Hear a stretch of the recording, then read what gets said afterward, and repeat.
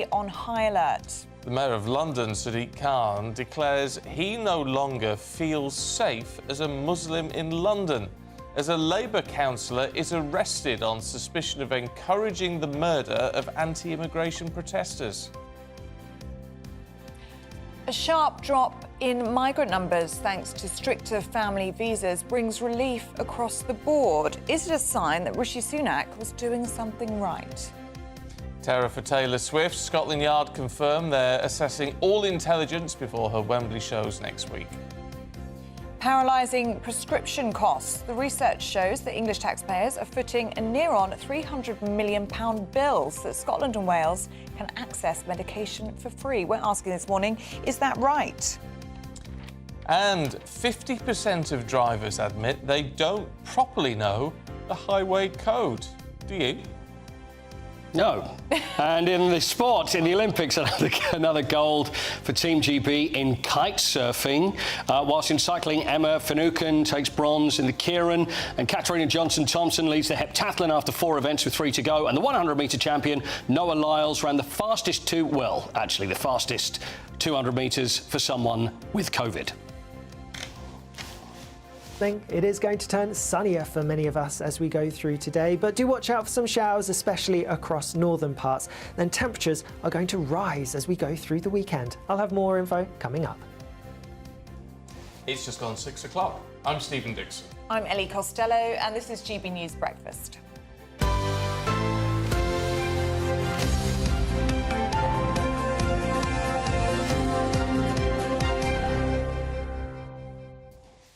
Morning to you. Morning. I often have a bit of a whinge when I'm driving home after the show. Oh, do you? And I'll tell you for why. Because I have to drive down Abbey Road. And they're always, yes. every day... I mean, it's remarkable, actually, all these years on, but there are always hundreds of tourists blocking the zebra crossing. Trying to get that photo. Trying to get that photo. And it does, as a driver, it drives you absolutely round the bend. However... I've got a bit more sympathy, because guess who's been walking across Abbey Road zebra crossing? Who? Paul McCartney. Macca. And he had the sense, because he's a good man, to do it in the middle of the night, so it didn't disturb any traffic. Wouldn't it just be great if you were there and there was Well, I drive over it in the other direction in the middle of the night. You know they moved it. You know they moved the zebra crossing. It's actually further along to keep it safer than it used to be. Because of that problem, but everybody wants to do it. Yeah, but can you imagine? I don't blame them, it is a great photo. Paul McCartney, he did have his shoes on, but what a great shot. Good on him. I just love the fact he's done that in the middle of the night, not upsetting anyone, just on his own. And is it on his Instagram, yeah? Is it? I don't know. Oh, yeah.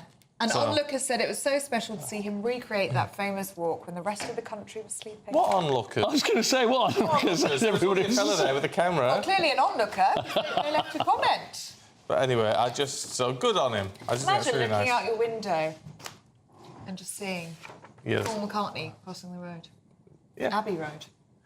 Yes. It would be amazing. Who would you want to be, though, Stephen? Would you be like, can I be John, if he's there? Can I do the Ringo? Can I do the George thing in the denim? No, I'd have to be whoever was behind him. Who was behind him? Ringo? Because he was third in the thing, wasn't he? That's right. Because you said about no shoes, because that was all the Paul is dead stuff that happened in the mid-'60s, didn't it? And they actually, you know that story. That would go on for a very long time. I'm not that old. Oh, yeah, but it's a very famous story about the fact that he wore no shoes, and there were all these rumours going around in the 60s that Paul McCartney was actually dead and that it was just someone dressed as him. By the way, he's not. He is alive. Everything's fine. Yeah, I think so. I have some good news for you this morning. Monday, set to be as hot as Barbados. 31 But degrees. we've got a big storm. No, we have a big storm? No. We have the remains of Debbie itself, this is Storm Debbie, unlikely to reach Britain, according to the Daily Mail. So, there you have it. All right. Believe what you think there. So apparently we're going to get the best part of the storm, which is, of course, the hot weather coming from the Caribbean, but we're not going to get the bad weather. Oh, so we get another day of summer. And speaking for everybody, I like it hot, but not that hot. No, 31. Oh, it's nice hot, but it's just a little bit too hot. 31 in London is quite difficult, isn't it? I was going to put the aircon unit away, but I shall now leave it out. over the weekend. I think you should. I think you very much should. But then, of course, there is going to be cooler, fresh conditions later on next week, so it won't last very long. But Monday, it's going to be hot, 31 degrees. One day will be fine. Let's talk about the policing situation, should we? If I can pull that up. Here we go. Because it does seem like the rioting has simmered down a little bit. Now, that's been the positive news in all of this. There is some concern, though, still, how things are still working out. The Prime Minister has told an emergency Cobra meeting last night that the police do still have to be on high alert. Well, it'd be stupid to do anything else at the moment, wouldn't it? Well, it comes as a suspended Labour councillor has been arrested after footage emerged of him online in which he allegedly incited the murder of anti-immigration protesters. Well, that's as immigration numbers have significantly dropped. Now, of course, the government's saying stricter visa rules have reduced the number of foreign workers and students applying to come to the UK. Actually, if you talk to experts on this, it's not that simple. It was always going to drop anyway at about this point. Which again raises the question, why didn't the Prime Minister leave the general election a few months? But that's a whole different debate, isn't it? Let's focus on what's happening at the moment then. Former Met Detective Chief Superintendent Kevin Hurley joins us now. Kevin, good to see you this morning. I mean, look, positive that the things seem to be dying off, but what seems very, very clear in all of this is it's a simmering pot still, and people really, I mean, especially the police, the authorities, they can't afford to take their foot off the gas on this one, can they? No, you're absolutely right. The underlying conditions that have brought so many people out on the street in the protests, which unfortunately have turned violent in so many places, those conditions are still there. And at the same time, the situation that's led to lots of, if you like, counter demonstrations and groups of Pakistani heritage youth in the northern cities coming out on the street, all of those conditions are still there. The places are still socially deprived. They were never levelled up. And people are, as you've just indicated, concerned about the uncontrolled immigration and their perceptions of two-tier policing. From a police point of view, they cannot maintain this level of effort in the long term. These 4,000 to 6,000 extra people that you see dressed in these public order helmets, riot police outfits, if you like, they're not full-time riot police officers that you take out of a box marked open in an emergency. These are the people who drive the local patrol cars, ride their pedal cycles, occasionally walk or beats in your town centres. So what's happened, these essentially young fit officers have been taken away from virtually every town and village in the country, to be kept on standby in these northern tinderbox towns. So this can't be maintained. It's likely that as people have calmed down a little and they've seen some of the draconian type statements being made by the current Prime Minister, that may have discouraged some people.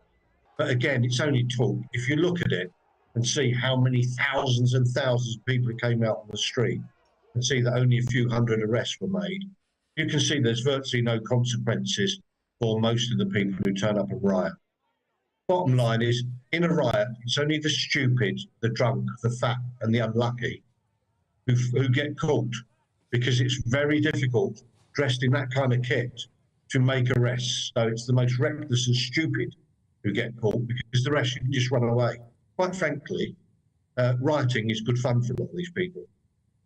But people are being caught, though, aren't they, Kevin? And people are being sentenced. They're being sentenced very quickly. These sentences are coming through thick and fast. Some people just getting a few weeks. Some people getting as much as 3 years. Do you think that will act as a deterrent? I think it will, to some extent, act as a deterrent. Of course it will, particularly for people who think rationally. And let's be clear, a lot of these people who came out on the street and decided they want to attack immigration centres are not people who think rationally. But my point I was making about people being caught is, in fact, relative to the numbers who've been out on the street, very few actually are getting arrested or even arrested after the event. Police don't have the numbers, firstly, at all these different incidents. And secondly, to try and catch any of these people here, when you're wearing all that public order kit, wrestle them to the ground is very difficult. You can see, look, there's already hundreds there. They might catch a couple, might catch 5, might catch 10. It's not a real deterrent because the police can't create the consequence needed using with these tactics of standing there and letting people throw stones at them. You know, I've always come from a point of view that public order tactics got their warning in 2011 when we lost complete control of many of our cities and looting and rioting was far, far worse than we see now and far more police casualties than we see now. They need to change the tactics. So they need to use modern science and techniques that keep the crowds distanced from these police officers so that we don't take the casualties and don't need so many. So I've always advocated for using a marker solution like smart water, where you spray the vast amount of the people causing trouble, combine that with video, and then afterwards, as people are moving away, maybe half a mile away, you just shine ultraviolet light on them, which will show they've been sprayed. You get the person's identity details, if necessary, because they're suspected of a crime. Use electronic fingerprint machines to take the fingerprints on the street and photograph them and release them. Then in slow time, you compare those images with the people you see throwing the sticks, stones, petrol bombs, setting things on fire. You've already got their identity. You can go and get them at leisure. That would be a real deterrent because people would then know they've been sprayed. But the thing people don't like about this is you need a water cannon to do that. Yeah, I mean, look, we're talking. The problem is, Kevin, what we're talking about pretty extreme measures with all of this, and the narrative is all around this particular group, this particular side, and look, it seems ridiculous that we have to keep making it clear, but we do, that obviously this is all completely wrong. It is unacceptable behaviour, and people should be caught and prosecuted for it, and we absolutely believe that. However, what we're seeing in terms of the narrative is all the blame being pushed onto what is labelled as far right and very little on the other side. Now, I don't want to go into too much detail because an arrest has been made but no charges have been brought yet, but someone in one of these counter rallies, which were being praised by the boss of the Metropolitan Police only yesterday, has now been arrested on suspicion of encouraging people to murder. Yeah, of course. I mean, what's underlying all of this, and let's be clear, is this sense partly of being ignored, but also this sense that there is a two-tier policing system that operates in the country, not officially and denied, but in actual fact, that's what's occurred, where if someone is a person of colour or from an influential group, they are policed less robustly than perhaps these people who turn out on the streets are. You've only got to go to a football match and see how strongly and robustly some of the supporters are policed when they walk along the street, compared to what we see even happening the other day when that huge bunch of, they appear to be Pakistani heritage kids, all going down the street shouting Allahu Akbar, etc., or that scene's outside the pub. It is nonsense, and it is denial by senior people to say there is not two-tier policing. I started in 1979, and I very quickly learned you needed to walk on eggs when you dealt with some ethnic minority groups within the UK, because you would very quickly have the race card levelled against you, and then people would fall upon you like a ton of bricks. It's nonsense. That's why we didn't have proper investigation of these 40-odd grooming gangs up and down the country. And it's why, for example, knife crime has gone out of control in our inner cities, and in what I would call a naive but clear example of institutional racism, the police have withdrawn from stopping and searching black youths who are doing most of the dying and are doing most of the killing. They are clear examples of police not policing without fear or favour. And it's an act of denial by senior police officers that's happened. The best way to police is police everyone the same, fairly, compassionately, but if necessary, robustly, ignoring their colour, their ethnic backgrounds, their religious backgrounds. Treat everybody the same. So if you're a bully or you're a thief or a rapist, you'll be dealt with all the same. Yes, well, and that's clearly how it should be. Kevin, look, really good to talk to you this morning. Thank you. And of course, Metropolitan Police Commissioner Mark Rowley has called any accusations of two-tier policing complete nonsense. He says, we operate independently under the law without fear or favour. Now, after 3 Taylor Swift concerts in Vienna were cancelled because of a suspected Islamic terror plot, could her 5 sold-out shows in London next week be impacted? Well, British fans set to see the superstar perform at Wembley next week do have concerns and doubts whether the concerts will go ahead, some saying they are afraid to go. British police have claimed there's nothing to indicate that recent events would have any impact on her return to the UK, despite the public's concern. Well, to discuss this further, security specialist Will Geddes joins us live now in the studio. Good to see you, Will. Morning. And what do we know about this foiled plot in Austria? Well, we've got quite a bit of detail. I mean, again, it's always the case, you know, some of the stuff is quite sketchy to start with, and the authorities are only going to release a certain amount. But this was a pretty significant plot by all accounts, and certainly in terms of its planning. These individuals were intercepted around the beginning of July by the CIA, who then informed their counterparts in Austria. The 2 individuals are allegedly from both South Austria, one from Macedonia, and there's a connection to Turkey, from what I know. More than that, I'm not really sure. But the plot in its basic essence was these individuals were found to have a number of knives. They were also found to have hydrogen peroxide, which is a key component in a very, very well-used terrorist IED, improvised explosive device, TATP, otherwise known as Mother of Satan. Now, this has been used in 14 different attacks, terrorist attacks across Europe. Historically, it causes mass devastation, and in fact was used, or was going to be, was actually used in 2017 at the Ariana Grande concert. Now, these 2, from what I understand, allegedly had penetrated and infiltrated the security. The attack was going to be outside the stadium, which makes it incredibly difficult because you then have a lot of people either arriving or, more likely, potentially, them leaving. And it was going to be a suicide attack. It was going to involve a VBIED, a vehicle-borne improvised explosive device with this TATP, and then these individuals attacking individuals with knives and machetes. That's what we understand and what we speculate. Heck, it's hard to get your head around. It's pretty serious, yeah. Well, thank goodness that tragedy's been prevented. Yeah. Well, so where does this leave? Because obviously it puts, I mean, the authorities here in the UK on very high alert. Yes. That she's clearly being targeted, and I guess you can understand the very warped rhetoric behind all of that.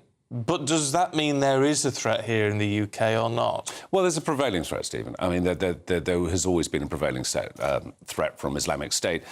Where we are much better placed than Austria or many other places, in fact, around the world, is in terms of our levels of preparedness, but also in our levels of detection of hostile reconnaissance. Now, in any attack plan cycle, there will be a period of reconnaissance in advance where the individuals, the perpetrators, will look at their intended target, they will turn up, and with our capabilities over here, we're far quicker at being able to correlate and gather that information from CCTV at venues, then put it across, obviously, into the intelligence networks. And being part of the Five Eyes networks, we will, and Austria is not, this was obviously a courtesy extended by the CIA to its European partner, but within the Five Eyes, it's very, very quick dissemination and sharing of intelligence. So there can be very fast cross-references. But we have a good, long-standing experience in dealing with terrorism, and particularly around events and open spaces, which since 2017 has become an absolute priority because it's a soft target. Yeah, it is so difficult, isn't it, for police and for security specialists such as yourselves to actually tackle this, because with Ariana Grande's concert, and this does evoke those horrific memories, doesn't it? But that was outside of the arena, and then this foil plot in Austria is also planned to be outside the arena. It's difficult when it's not in that contained space. Yeah, How do absolutely. you stop something like that? I mean, that's the hardest part. So you just extend your cordon of security, and the most important thing is is removing the ability for vehicles to get close.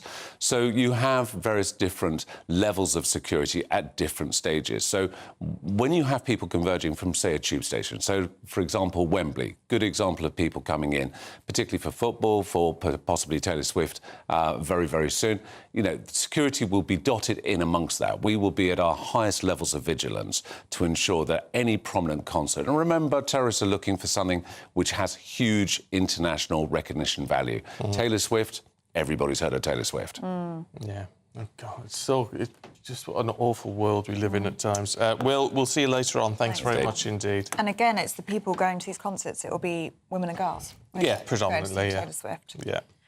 So Very soft awful. targets, Yeah. as they know, which is a horrible turn of phrase, isn't it? But we know what they mean. Right, it's 6:20. Let's have a look at some of the other stories heading into the newsroom this morning. And a pre-inquest hearing into the death of the schoolgirl Brianna Guy is due to get underway later this morning. In February last year, the 16-year-old was stabbed to death by two fellow teenagers who are currently serving prison sentences for murder. the parents of an 11-week-old baby have urged the public to consider organ donation in a bid to save their son, who's in need of a heart transplant.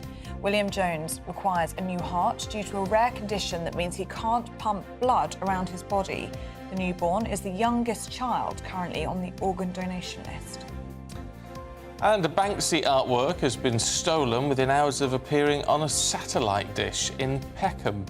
It showed a wolf and was thought to be part of a series of works that have appeared in London this week. Two men in masks were seen stealing the artwork in a video that's gone viral.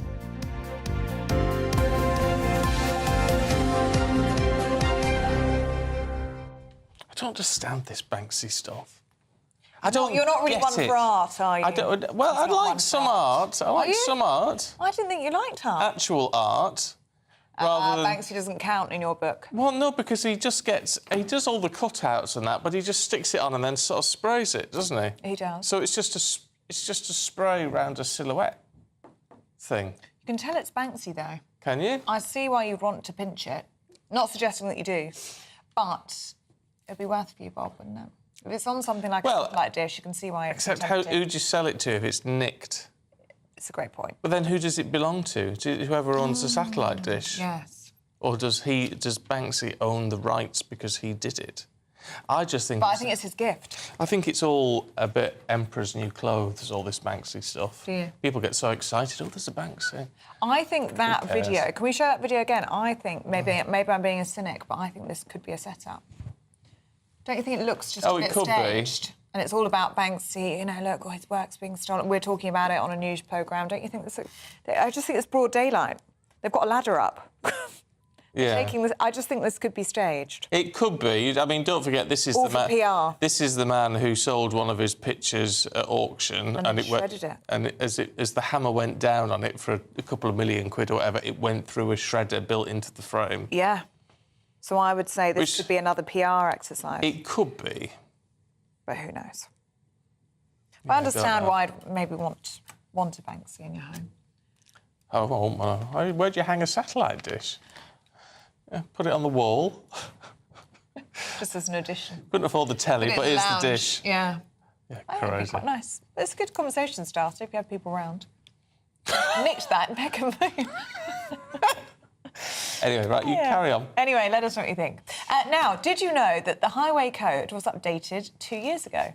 Well, no, did you? No. Well, according to the AA, it's been revealed that almost half of drivers, we are amongst them, are oblivious to this landmark rule. The Department of Transport introduced the rule to improve road safety. What rule? Well, I don't know what great rule question. that... I don't know what we're talking about. I have no idea what's going on. Let's talk to motoring journalist Amanda Stretton, who may be able to make sense of all of this. What's this new rule?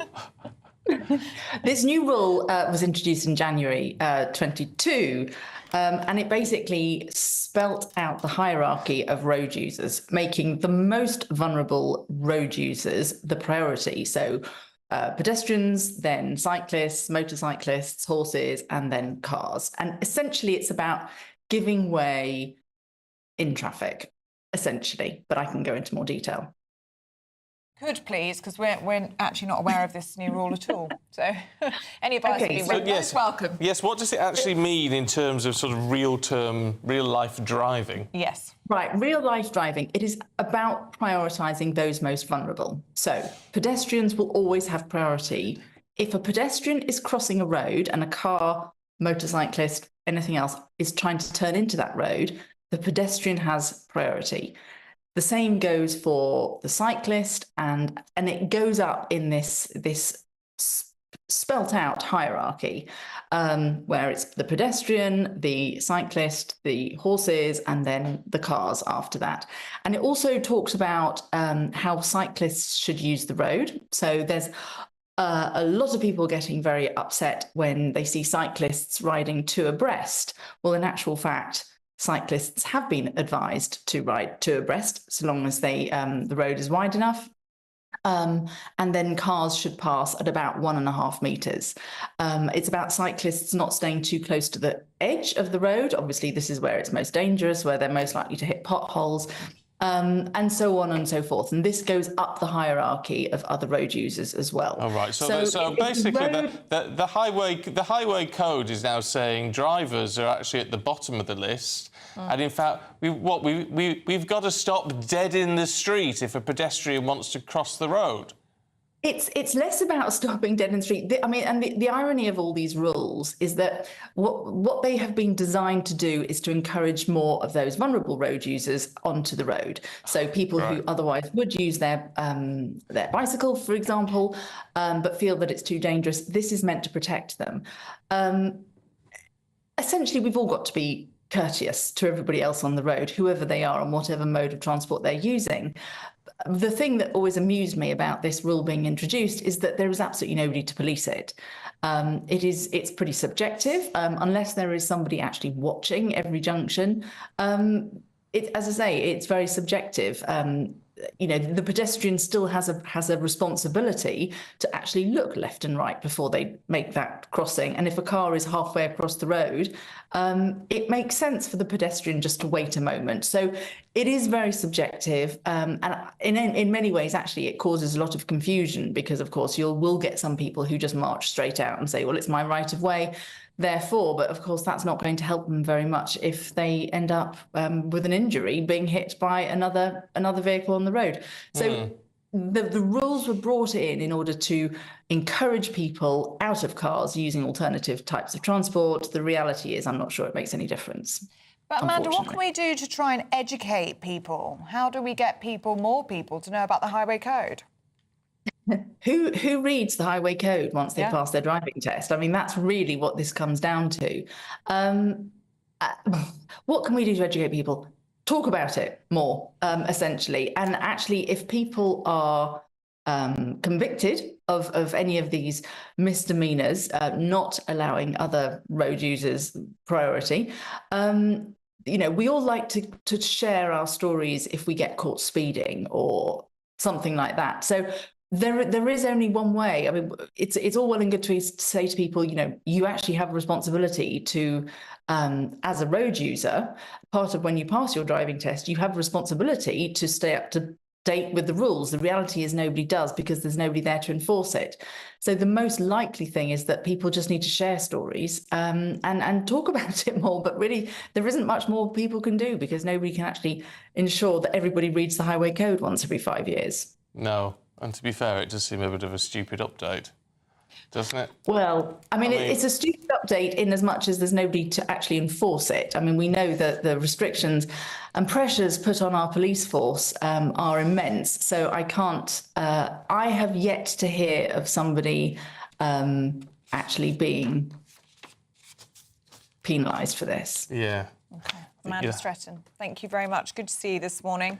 I think you just don't like the sound of more cyclists on the road. I think you'd have... it's not the cyclists, it's the pedestrians, actually. It's the pedestrians. Your pedestrians have got the ability to stop, and they've got much more flexibility than a car. And the idea that you actually give a pedestrian priority over a car seems ridiculous. of course, Amanda's right. You've got to be courteous as a driver. You've got to be courteous to everybody else on the road, and that includes pedestrians and cyclists and everybody else. That's how it should be. But to sort of legislate, if you like, to say, well, a pedestrian, if they walk out, you've got to give them priority, is crackers. It's absolutely crackers. I think you'd have Who knew motorists were at the bottom of the pile? I mean, that's what annoys me more than anything else. Yeah. We're the ones paying the road tax. Well, that's true. Let us know what you think. Yeah, gbnews.com/you'll say. Should we have a look at the weather? We better had. Here's Alex. A brighter outlook with Box Solar, sponsors of weather on GB News. Hello, very good morning to you. Here's your latest GB News weather forecast coming to you from the Met Office. A bit of a grey, muggy start for some of us this morning, but we will see increasing amounts of sunshine as we go through the day. That's because most of the cloud is going to drift away towards the east as we go through the morning, and so then plenty of sunshine following in behind, especially across England and Wales. For Scotland, Northern Ireland and perhaps the far north of England, here there will be some showers around. A bit fresher here as well, temperatures just about peaking in the high teens, low 20s, but highs of around 25 or 26 Celsius towards the southeast. A few showers across northern parts will continue as we go towards this evening, and do watch out for some heavy bursts. The odd rumble of thunder isn't out of the question, and here there will be some blustery winds at times too. Also a few showers across parts of Northern Ireland, maybe northern England as we head through this evening, but further south, like it will be through much of this afternoon, it is going to be a dry, fine end to the day with some late sunshine for many of us as well. Overnight, there will be a bit more clouds starting to push its way in across western parts, so especially across parts of Wales and western England. It is going to turn cloudier and then a bit wetter as well. Further north, some more showers across parts of Scotland, eastern parts generally clinging on to something a bit drier and a bit clearer too. It is going to be quite warm and humid, especially in the south. Temperatures not dropping a huge amount here, could be a little bit uncomfortable for sleeping. Tomorrow gets off to a wet start then across western parts. Some heavy rain, especially over the hills over western parts of England and Wales, and then a lot of cloud and a bit of rain at times spilling its way eastwards before clearing away towards the east as we go through the afternoon, with again a decent amount of sunshine following in for many. Some more showery rain across parts of Scotland, and here temperatures once more high teens, low 20s, highs around 26 Celsius towards the southeast of the UK. Sunday is going to be a dry, sunny day for many of us, and with that sunshine and light winds, it's going to feel hotter too, highs in the low 30s. That warm feeling inside from Boxed Boilers, sponsors of weather on GB News. We've been talking about the highway code, and I just tested Stephen on this one because I found out the other day, reading the highway code, actually I saw a video on Instagram about the highway code, but I've just checked it and it is true. When you're in slow-moving traffic, you are actually allowed to undertake. Or keep up with that speed. Yeah. I didn't know that. No, I thought never. you had to stay in a lane or go to the right, but you can't go to the left. Yeah. Oh, well, there you go. There you go, fun fact. Learn something new every day. Yeah, and that's actually been quite helpful. I use that in my everyday life. Oh, good. When Right. I'm getting frustrated with the person in front. I'd like to use £30,000 in my everyday life. You could have it in your bank very soon to play with and do whatever you want in the Great British Giveaway. It's our biggest cash prize, and this is how you could win it. Don't miss out on your chance to win a whopping £30,000 in tax-free cash to spend however you like. It's extra cash that could really make a difference to your coming year. You could find yourself on that holiday you've always wanted to take, buy that treat that always seemed out of reach, or just send some of those day-to-day financial stresses packing. £30,000 could be yours. For another chance to win £30,000 in tax-free cash, text CASH to 63232. Text costs £2 plus one standard network rate message. You can enter online at gbnews.com/win. Entries cost £2. Or post your name and number to GB07, PO Box 8690, Derby DE1 9TT. UK only. Entrance must be 18 or over. Lines close at 5 p.m. on the 30th of August. Please check the closing time if listening or watching on demand. Good luck. Can you move the neck now? I can. So did you know I was very... You might have noticed Stephen didn't actually move his neck. I was taped, which sounds like the sort of thing you do to Taylor Swift, but I couldn't move my neck. There you go. He was looking at me like this, but now I've released you, so can Thank you move a bit more now? I can move now. Very I good. look less like a Thunderbird puppet. Anyway, Paul's got your Olympic news in a minute. So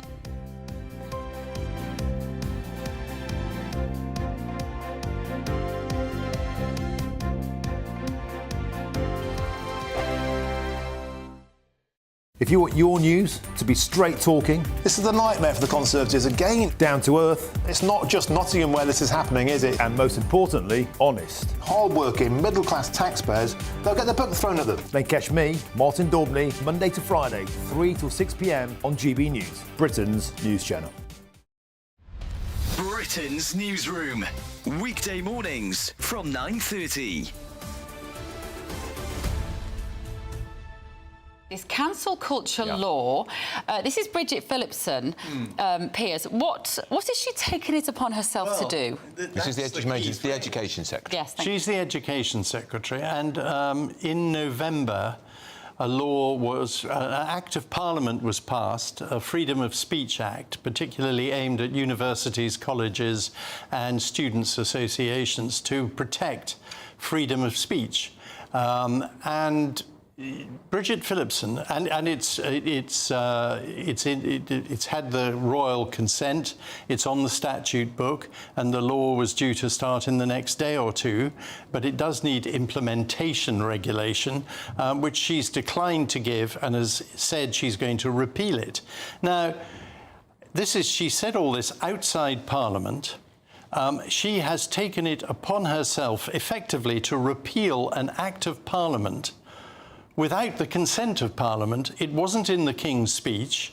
And also, this is basically saying it's fine, let's have all this wokery-pokery back in universities and cancelling speakers. This is why the government brought it forward. That's why so many people were being cancelled. Absolutely. People and like now J.K. Rowling, people like that. Incredibly, the Labour Party have decided to repeal a freedom of speech bill. It is absolutely unforgivable. I mean, Bridget Phillipson, who's also responsible for the ludicrous VAT on public schools, which she's now admitted does mean there are going to be more pupils and more pressure on state schools. Of course there are. Instead of actually improving education in this country, everything she seems to be doing is damaging it. GB News, the People's Channel.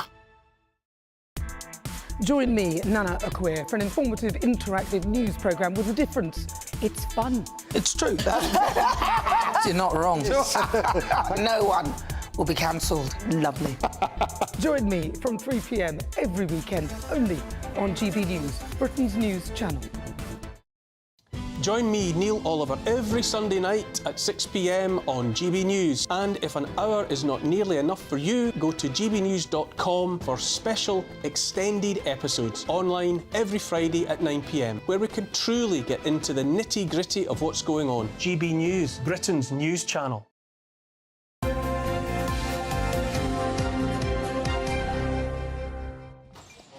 The Olympics, aren't we? We are. Olympic fever here. Kite surfing. I'm trying to work out how you stand on it when you get it in the air. Well, you know what? I've tried flying kites with the kids. I always loved the scene in Mary Poppins. Oh, let's go fly a kite. It's all teary at the end. And I thought that's what I'll do with my children. Yeah. Couldn't get the damn thing off the ground. I remember going with my dad, and I'm like, I'm running along, couldn't get it going. But the kite surfing... I wouldn't want to make any judgments, but I think you've probably failed as a father. You know what? It's taken me quite a few years, and I really appreciate that, and I think he's correct.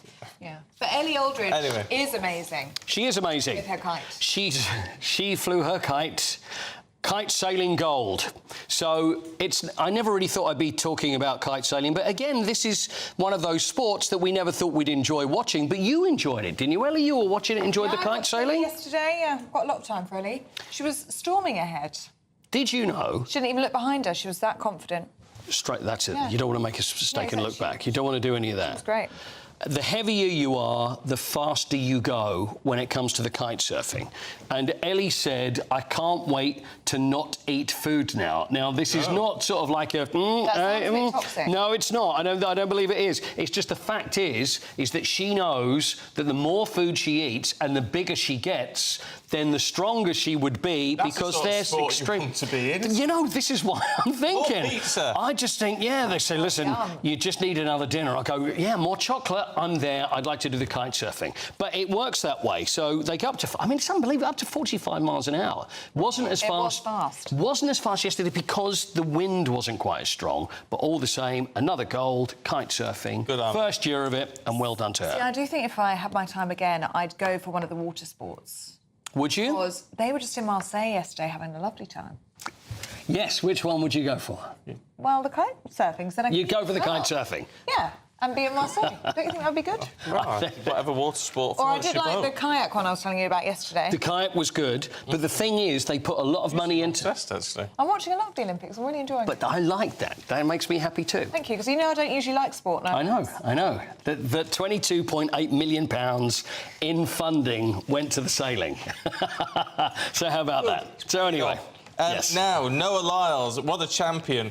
Got a bronze, and he had COVID. He did. Have they all got COVID? Yeah. Well, there's a few knocking around, but the thing is, Noah Lyles, he was the 100-metre champion, unbelievable runner, and he was expected to win the 200, came in third, and he didn't have those afterburners that he had as he's going into the last 50, thinking what's going on. There was rumours that he was ill, and then US Athletics announced straight afterwards that he had COVID. He said, I mean, the words are, I have chills, and I'm thinking... They're multiplying. Are they multiplying? Are they multiplying? But he did win he did come third in the 200, so it just shows what a great performance it is to get a medal and have COVID. So he did go, but he kept himself masked up before. Letsley Tobogo, who was the winner for Botswana, it was the first gold medal that Botswana have ever had, and it was a little bit of a worry because then afterwards you've got Noah goes up to him and gives him a hug, and you think, 100-metre relays coming up a little bit later, so keep well away from me. But it was a really good race. There's been a few countries this year who've got their first ever medals and first ever golds. It's quite nice, isn't it, really? Oh, quite yeah. nice to see that. Well, who was it we were talking about the Philippines yesterday, weren't we? Philippines got one. Philippines, that was for the first one, because I did get a message saying, wait, there were Philippines, there was a weightlifting gold back in whatever year, so it was the first gymnastics Philippines. And there was one last week of some country with I can't remember which country it is now. Some very small island in the Caribbean. St. Lucia? St. Lucia. It was St. Lucia. Yeah, it was St. Lucia. So good on them. I really like that, because those people will just be national heroes. Absolutely. And we know what was awarded to the Philippines gymnast. You know, he got... he got the free... colonoscopies. For life. Forever. Emma Finucane yesterday, she got a bronze. Don't worry, that is not her specialised event. This was in the Kieran yesterday with the Derny. There we are, the motorbike going round. So she got a bronze, which is very good, but the sprint still to come, which is she is the world champion. And that's what you're holding out your hope for? That's what I'm holding out my hopes for, is gold for that one. What about Katarina Johnson-Thompson? I love her, and she's looking good. She is terrific, isn't she? You were saying she's been around for a long time. She has been around for a long time. She's been around for a while. Yeah. She did the... I think she's looking better than ever, though. Oh, look at her, she's so good. Can you name the events in the heptathlon? No. I will give you £10 for each one. No, there's not. No, there's seven. No, there's 7. Sorry. Decathlon is the 10. Heptathlon. Yes, it's 7. So how many can you name? If you can get 5, I will be very, very happy. High jump. High jump is correct. Long jump is correct. Hurdles. Hurdles, yes. That's 3. You take some. Running. Yes, 100. Yep. 100 metres. Sprinting. Well, it's 200 metres. Yeah. Metres. And there's another running one, a little bit longer. 400 metres. 800 metres. 800 metres. And there's some swimming. No swimming. Swimming. You're thinking of skeet shooting. Windsurfing. Is there shot put? And one more. Javelin. Correct. I'm good at this game. Very good. I don't pretend to be a sports journalist in any way, shape, or form. Nobody asked you. I'm just a quiz. Don't get upset. Just before the hate comes in. It was just a game. Usually we're not very interested, but actually we're quite... What do you mean you're not interested? What, when I come in? We love you and you make sense of it for us, but we're not very sporty people, are we? OK. Hurdles.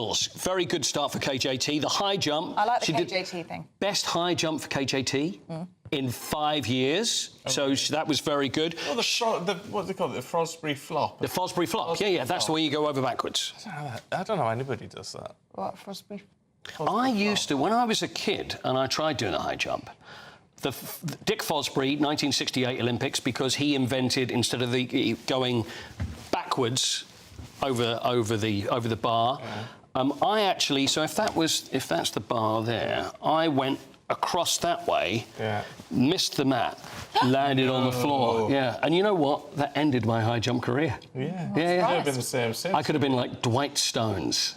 There's a name from the past. Shot put, KJT, personal best in the shot put, which was brilliant. 200 metres, wasn't her fastest, but she won the heat. But the most important thing, she's in first place going into the long jump, the javelin, and the 800 metres, which is tonight. OK. Good on her. All very good.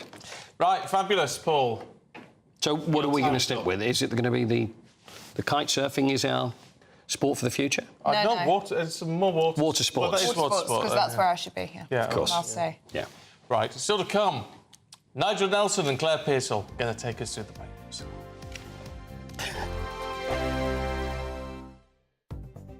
The latest GB News travel.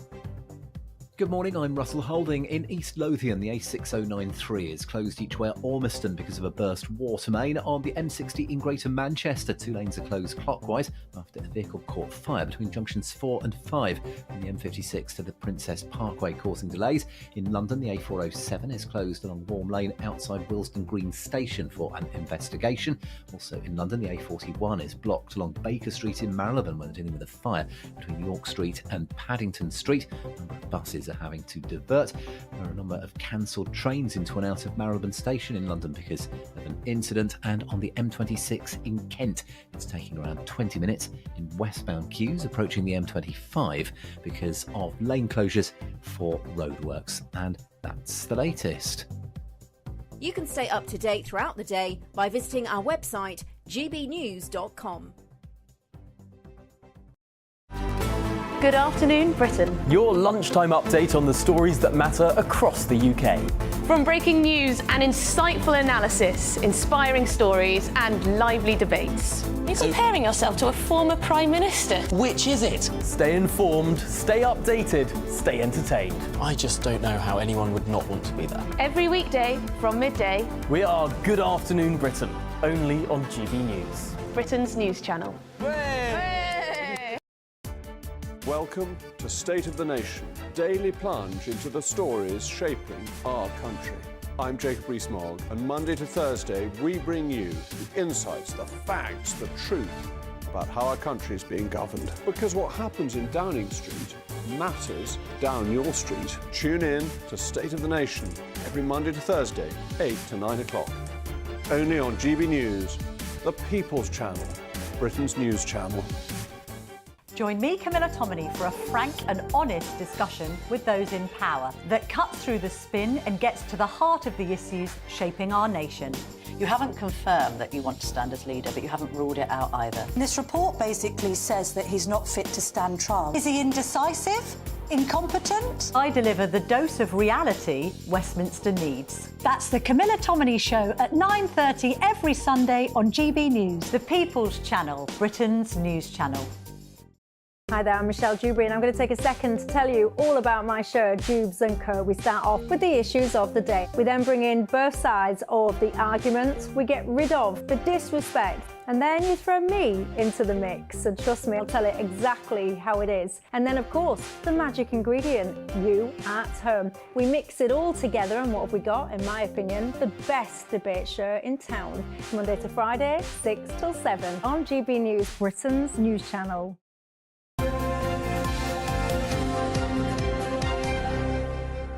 Let's start with... Let's have a look at the front page. We'll start with... Sorry, it's just, she's just actually that she wishes we'd sent her to Tahiti to cover some of the kite surfing or whatever it is, or whatever they're doing. It's like, no, you're not going to Tahiti. You could have sent me there on an OB. I could be talking to you now from Tahiti. On our coin. With no, Mr. I don't think Trick. so. Yeah, I could have been watching the surfing. Yeah, well, Anyway, you're not going. Next time. Right, the Telegraph has the London mayor declaring he no longer feels safe in his own capital. The Daily Express reports on the Labour councillor who's been arrested for calling for rioters' throats to be cut, allegedly. The Daily Mail leads on the rioters who've been jailed and shamed. Visa curbs spark rapid fall in new migrants, writes The Times. And the Eye says the Chancellor will force ministers to make major savings amid defence cuts.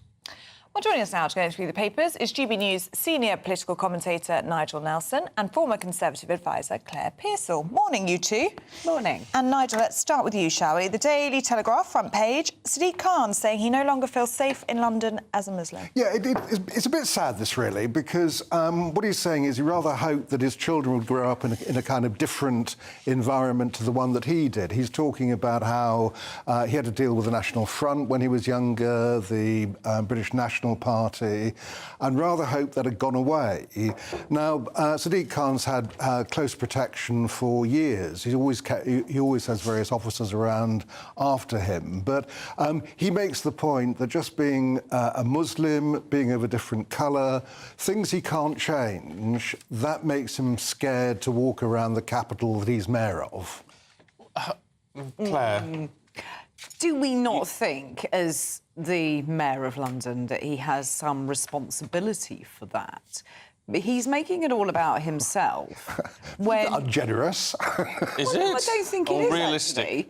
He is in charge of the policing of the capital. He is also in charge of however many million people and their safety in the capital. And he's making this all about himself. Now, I think he has fostered a certain amount of disquiet amongst communities. He hasn't helped things with all of the protests that have been allowed to go ahead unchecked in the capital. There are Jewish people who feel afraid, so it's not just the Muslim community. But are we coming to pro-Palestinian marches again? Are we having a go at that again? Is that the... I was talking about anti-Semitism.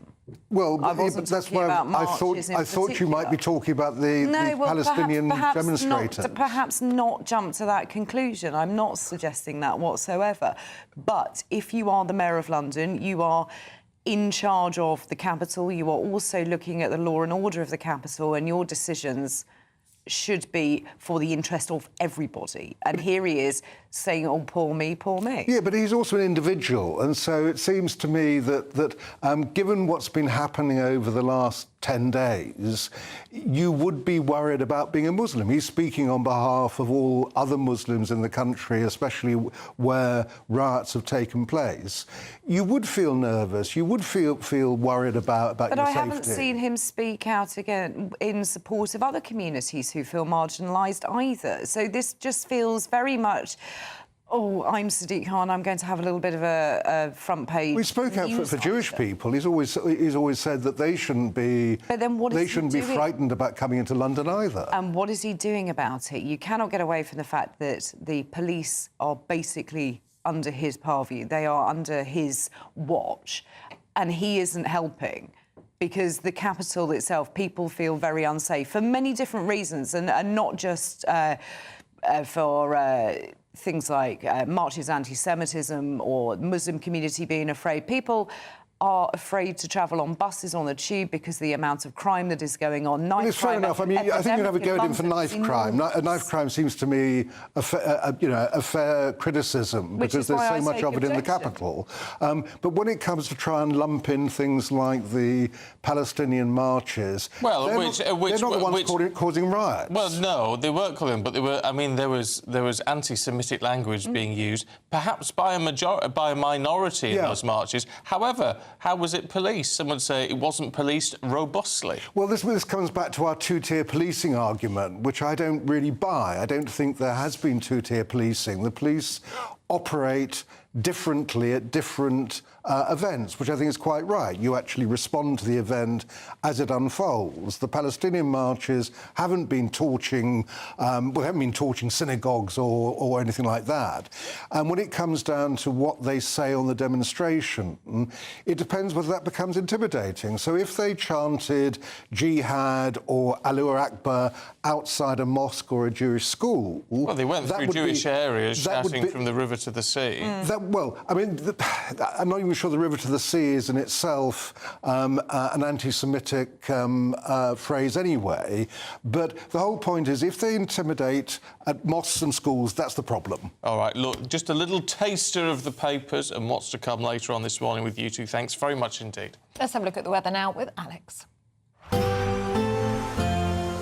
A brighter outlook with Box Solar, sponsors of weather on GB News. Hello, very good morning to you. Here's your latest GB News weather forecast coming to you from the Met Office. A bit of a grey, muggy start for some of us this morning, but we will see increasing amounts of sunshine as we go through the day. That's because most of the cloud is going to drift away towards the east as we go through the morning, and so then plenty of sunshine following in behind, especially across England and Wales. For Scotland, Northern Ireland and perhaps the far north of England, here there will be some showers around. A bit fresher here as well, temperatures just about peaking in the high teens, low 20s, but highs of around 25 or 26 Celsius towards the southeast. A few showers across northern parts will continue as we go towards this evening, and do watch out for some heavy bursts. The odd rumble of thunder isn't out of the question, and here there will be some blustery winds at times too. Also a few showers across parts of Northern Ireland, maybe northern England as we head through this evening, but further south, like it will be through much of this afternoon, it is going to be a dry, fine end to the day with some late sunshine for many of us as well. Overnight, there will be a bit more clouds starting to push its way in across western parts, so especially across parts of Wales and western England. It is going to turn cloudier and then a bit wetter as well. Further north, some more showers across parts of Scotland. Eastern parts generally clinging on to something a bit drier and a bit clearer too. It is going to be quite warm and humid, especially in the south. Temperatures not dropping a huge amount here. Could be a little bit uncomfortable for sleeping. Tomorrow gets off to a wet start then across western parts. Some heavy rain, especially over the hills over western parts of England and Wales, and then a lot of cloud and a bit of rain at times spilling its way eastwards before clearing away towards the east as we go through the afternoon, with again a decent amount of sunshine following in for many. Some more showery rain across parts of Scotland, and here temperatures once more high teens, low 20s, highs around 26 Celsius towards the southeast of the UK. Sunday is going to be a dry, sunny day for many of us, and with that sunshine and light winds, it's going to feel hotter too, highs in the low 30s. That warm feeling inside from Boxed Boilers, sponsors of weather on GB News.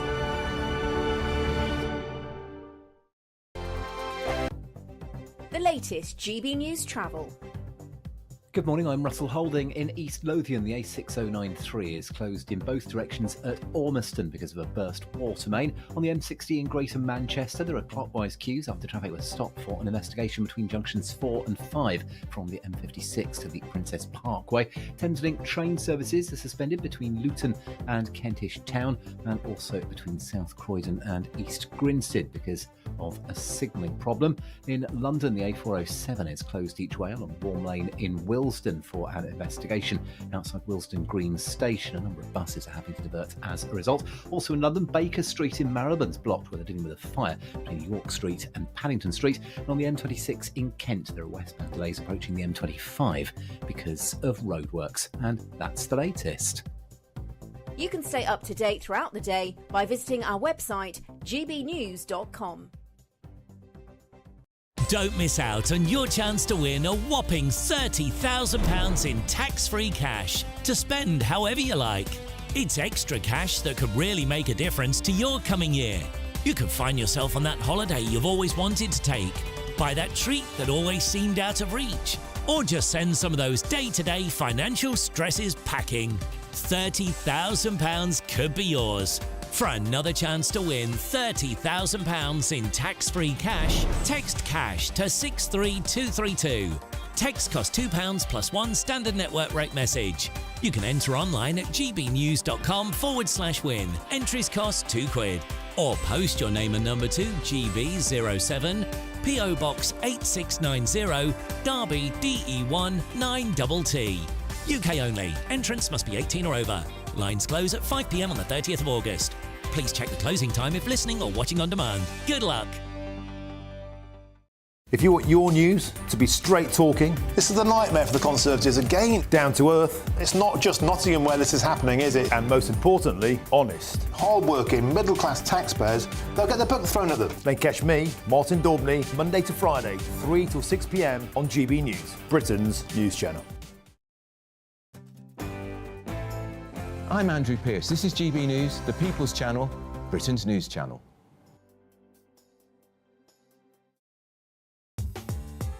I'm Christopher Hope. From pop stars to politicians, I'll interview anybody in a pub who's got a political opinion. Join me every Friday on Spotify, Apple Podcasts, YouTube or gbnews.com, or wherever you get your podcasts.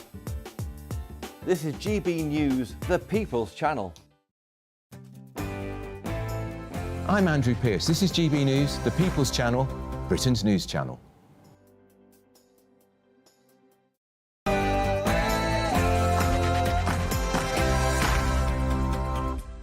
Good morning. A nation divided. The protests have eased for now, but the fallout hasn't, as the Prime Minister warns the police to stay on high alert. Well, the Mayor of London, Sadiq Khan, says he doesn't feel safe as a Muslim in London.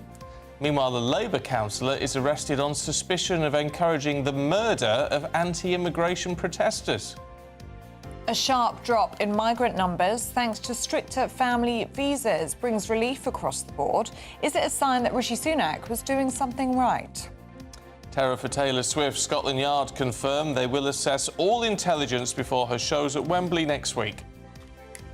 Paralysing prescription costs. Research shows English taxpayers are footing a near £300 million bill so that Scotland and Wales can access medication for free. We're asking this morning, is that right? And 50% of drivers admit they don't know the highway code properly. Well, at least the new bits. Do you? You know whether I do or don't you? You don't. No, I don't. Me neither. No. And in the Olympics, another gold for Team GB. This one's in kite surfing, whilst in cycling, Emma Finucane takes bronze in the keirin. Katarina Johnson-Thompson leads the heptathlon with 4 events down, 3 to go today.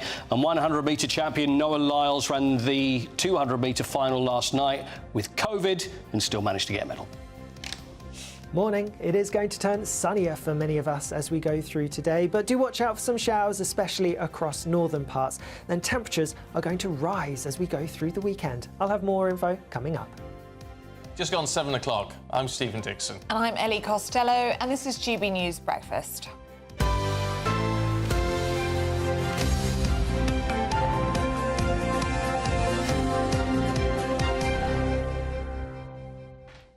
Yeah, the Olympics. Yes, sir. Paul. I don't know what's happened to our wide shot, by the way. There's no way good. I'm here. But honestly, it has been quite. So, have we hit our? Or are we about to hit our medal? We are. We are around there. The thing is, there's different sports which haven't done as well as they expected. Swimming didn't reach it. Sailing, because what they're doing at the moment is talking about how much money is invested into the sport and then what the payoff and how well they've done. Sailing has not done so well, although we know that it's Ellie's favourite sort of sports there. But also, athletics has done pretty well. So, on the whole, there's a lot of medals. There is a lot of medals, but hopefully the chef de mission, Mark England, will join us. What's called chef de mission? Because they make all the food. The food's been terrible, hasn't it? The food has been terrible, but I did suggest to him when he came on the show that I would like to do that and be his assistant, become the sous chef de mission, which I think would be great. But he's the man that oversees the whole of Team GB, so he said he'd be joining us on the show next week to look back on how everything's done. Because I think we'll hold their head up. Yeah, but all in all, I think everybody's really enjoyed it, and so many people that are just watching it all the time. Yeah. Apart from us, of course, which is much more important. Yes. I've been watching it loads. I watched it with my friend last night, and we were both saying we've got Olympic fever. See, that's great. Yeah.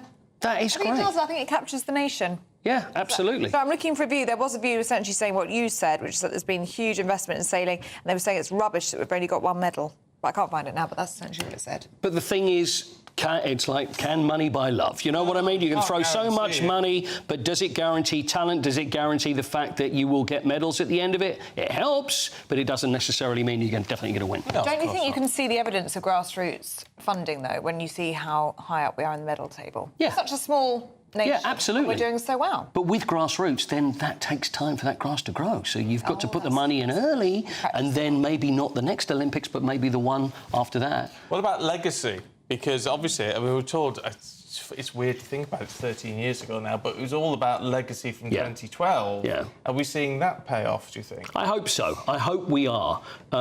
But like you say, that's a long way away now. You know, a lot of the athletes, certainly none of the athletes are around that were actually in the Olympics then.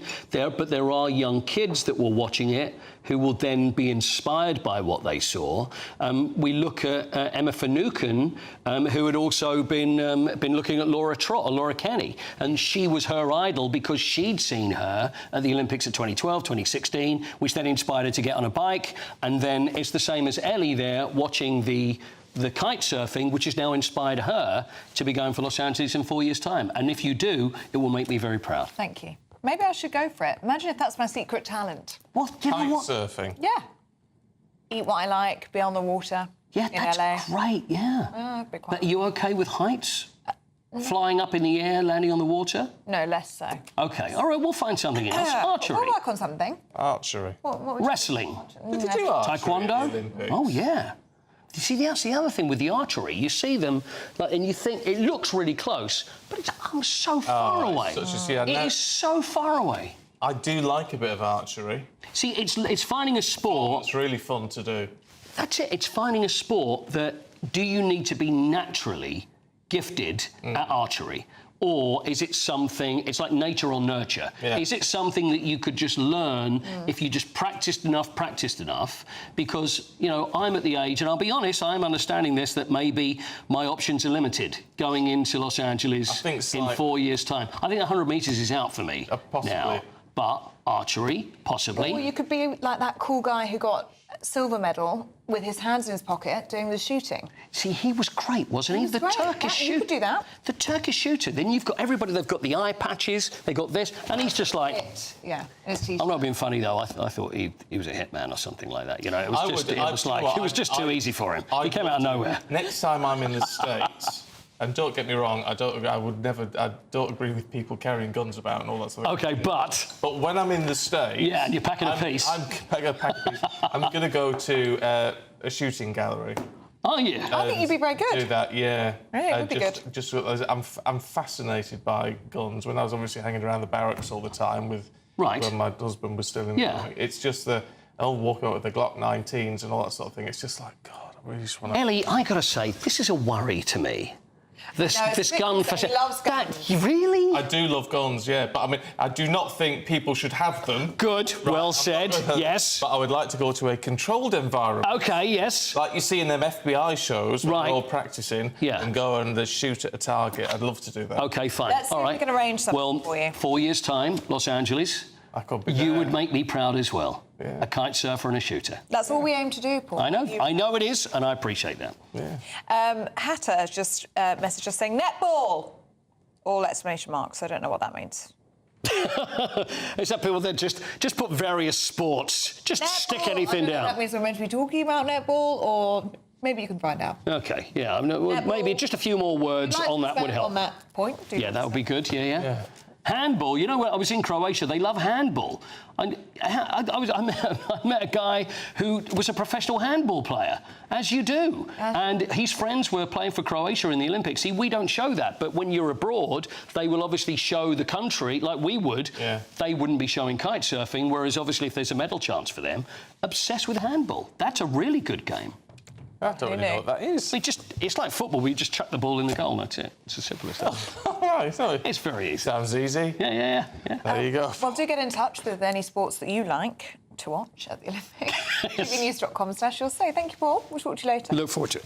Right, the Prime Minister has told police to stay on high alert as he held another Cobra meeting last night. Well, that's as the nation recovers from a week of riots that's seen 150 people charged in relation to that unrest. Meanwhile, a Labour councillor has been arrested for allegedly telling anti-immigration protesters, or saying that anti-immigration protesters should have their throats cut. That was apparently at one of these peaceful counter rallies. We've also heard from London Mayor Sadiq Khan. He says he no longer feels safe in London as a Muslim. Let's talk to crime and policing commentator Danny Shaw, who joins us now. Danny, good to see you. What a mess, actually, all of this is. I mean, and to be fair, there's concerns on both sides of the divide on this now, and the pressure just seems to be being put on the police to sort it out, which is easier said than done. Well, it feels as though, although I think fingers are still crossed, that the tide has turned a little bit because the criminal justice machine has finally cranked into gear. Police have got onto the streets on Wednesday night in big numbers, and certainly were mobilised in bigger numbers. But the key thing, it feels to me, is that the courts have been sitting and dispensing justice really swiftly with some stiff prison sentences, and there are more and more mugshots being issued of people who've been convicted, and now we're seeing photos issued by police forces of suspects that they want to identify and find and track down and prosecute. And that, I think, is sending a powerful deterrent to anyone who's thinking of getting involved, people who might be planning some more disorder or protests, that if you get involved in trouble, actually the law is not going to hang around this time, it's going to come and get you. The front page of the Times this morning is saying that the police are now examining fears of new riots, because the point is those tensions are still simmering away, aren't they? Just below the surface, that is clear. But the police are now examining links between what they're describing as far-right extremists and football hooligans, because, of course, the football season starts again this weekend, and they're concerned we're going to see unrest again this weekend. What do you make of that? Yeah, I mean, I think, Ellie, that, you know, there will be a concern around that because it's the championship, I think, that begins, and the Football League, the Premier League, we've got another week to wait. But there are some teams that have been associated with hooliganism, and some, I think, historically linked to far-right groups. And so that will be a concern. But I think in terms of football, it's something that can be easier for the police to manage. They've got some tried and trusted methods of dealing with football violence, but certainly that's an added factor into the mix, as well as the fact that it uses up a lot of police resource. You know, many hundreds of police officers are involved in having to police football matches every weekend, and that is a concern that's going to stretch police resources even further. So I don't think anyone is complacent that, you know, this problem has gone away. As you say, the tensions are still there. The concerns that have underlined these the disorder have certainly not gone away, and will have to be addressed and dealt with at some point in the coming days. But it feels as though the police are sort of now one step ahead rather than catching up as they were last week. What do you think we're going to see coming out of the other side of this, Danny? There's been all these accusations of two-tier policing, some people denying it, of course, including some ex-coppers that we've had on this show, but then others who we've had on this morning saying, no, there is absolutely two-tier policing and there's no way of getting away from that accusation. Do you think, at least in the wake of this, perhaps quietly, we're going to see a more level-headed approach to policing, you know, robust policing for all, if you want to phrase it like that? Well, I think, you know, in that question, Steve, it sort of assumes that there has been two-tier policing. I don't happen to agree with that, and I haven't seen the strong evidence for that, because if you take a clip that's posted on social media of a snapshot of the way that an event is policed, you can sort of spin it any which way you want. I think what you have to look at is the totality of an event, and how that's policed, the intelligence that police have about likely violence or disorder, and the decisions that they have to make in the moment. They can't always go in and make arrests. Sometimes that has to be done after the event because that's sensible policing, because sometimes doing that in the middle of a protest, for example, can inflame tensions. So I think you have to look at the totality of it. There have been some situations involving protests, anti-immigration protests that have turned very violent, where police, frankly, have been completely outnumbered. So that didn't look like two-tier policing to me. That just looks like police were behind the curve on that. And there have been, as we've seen yesterday, a very swift response to this councillor, this Labour councillor from Dartford in Kent, who's been, at a sort of at one of the so-called peaceful rallies, as you put it, from communities, making remarks which could be potentially against the law. He's very swiftly been suspended by Labour and arrested by police and facing potentially very serious charges. OK. Danny, good to see you this morning. Thank you. Now, Taylor Swift fans have expressed concern that her concerts might not go ahead in the UK after an alleged terrorist attack was thwarted in Vienna. 2 men arrested in connection with the suspected plot. Meanwhile, British police have said there was nothing to indicate that would have any impact on her return to the UK. Well, let's speak now to security specialist Will Geddes, who joins us live now in the studio. Good to see you this morning. Morning. Will, and what do we know about this foiled plot in Vienna? Well, we have quite a bit of information so far. Again, a lot of this has to be corroborated by the authorities, but drawing from various different areas, this plot was picked up by the CIA. They then subsequently passed that information to the Austrian authorities. 2 young men who had been radicalised over online, based out of the south of Austria, were planning to undertake an attack sometime over the 3 days of shows of Taylor Swift. The plan was considered potentially to be outside the actual stadium itself in a far less secured or a more vulnerable area, if you like. And it was going to be a multi-level attack, which would involve a VBIED. They found hydrogen peroxide and a number of weapons in the alleged terrorist's residence, and is still being searched as we speak, and no doubt the authorities are going through his digital footprint and everything else. But hydrogen peroxide was used in a commonly known improvised explosive device by Islamic State. It's been used 14 odd times across Europe, including the Manchester Arena attack in 2017. And it was to be potentially a vehicle-borne improvised explosive device, which would detonate, probably, I would have thought, when everybody's leaving the concert and is outside, to cause mass casualty and fatality.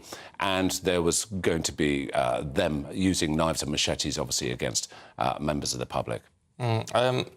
Obviously, there's focus is now on what's going to happen in London. Is it going to impact this concert? But I'll tell you what it does highlight for me is that anyone who's got a high status, someone like Taylor Swift, obviously globally renowned, is it safe for them to perform anywhere now? Because their venue, well, not safe, not just for them, but for their fans, because it's always going to be a target. Well, yes, and to be honest, the terrorists, as you rightly say, Steve, are going to be looking for something which is going to have maximum publicity value. I do know a couple of people who were on Taylor Swift's security team, and they're very, very experienced, and they will be working with the authorities and with the venues, obviously, to make sure that the security is in place. From what we understand, or what I understand, is these 2 potential perpetrators were, in fact, had managed to infiltrate the security or possibly the stewards outside. So that would allow them to insert this device, obviously, into an otherwise, hopefully, secured environment. But one thing that we have an advantage over here is Figen Murray, who's the mother of one of the victims of the Manchester Arena attack, the Ariana Grande concert, introduced an initiative called Protect Duty. Now, it hasn't become law yet in this country, but it is a methodology, a counter-terrorism methodology that's being applied by many, many major venue spots across the United Kingdom. And Wembley certainly will be all over that in terms of some of the precautions they can take. But we have many, many histories, many, many decades of dealing with terrorism. And from every single incident that takes place, including this potential plot, the authorities will be learning from what were they going to plan, how they were going to launch the attack, modus operandi, to prepare accordingly against it. OK. Well, good to see you this morning. Thank you very much indeed. Let's have a look at some of the other stories heading into the newsroom this morning. At 7:18, A pre-inquest hearing into the death of schoolgirl Brianna Jai is set to get underway later on this morning. In February 2023, the 16-year-old student was stabbed to death in broad daylight by two teenagers who are currently serving prison sentences for murder. Parents of an 11-week-old baby have urged the public to consider organ donation. This in the light of their son, who's in need of a heart transplant. William Jones needs a new heart because of a rare condition that means he can't pump blood around his body. The newborn is the youngest child on the organ donation list. A new Banksy artwork has been stolen within hours of appearing on a satellite dish on the top of a building in Peckham, southeast London. The piece showed the silhouette of a wolf and was thought to be part of a series of Banksy works that have appeared in the capital this week. Two men in masks were seen stealing the artwork in a video that has since gone viral.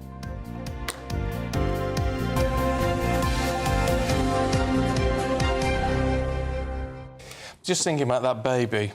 Actually, William, 11 weeks old, and what the parents are asking for is incredibly difficult. Yeah. Because obviously, you know, an adult heart is no good for a baby. It's going to have to be a baby's heart. Oh. And so they are asking someone who has lost their baby or who may lose their baby in the coming days to consider a transplant. I can't imagine how difficult that must be, but it's something that people need to think about, isn't it? And it's the idea that you do see these stories years later of people meeting someone who's taken their child's heart and listening to that heartbeat again, and they find it very comforting, and all that sort of thing. But it's an incredibly difficult thing to be asking for, especially when it comes to babies. Yeah, and shows how desperate they are. Yeah, but, you know, let's hope someone who is hit by tragedy can find it in their hearts to actually...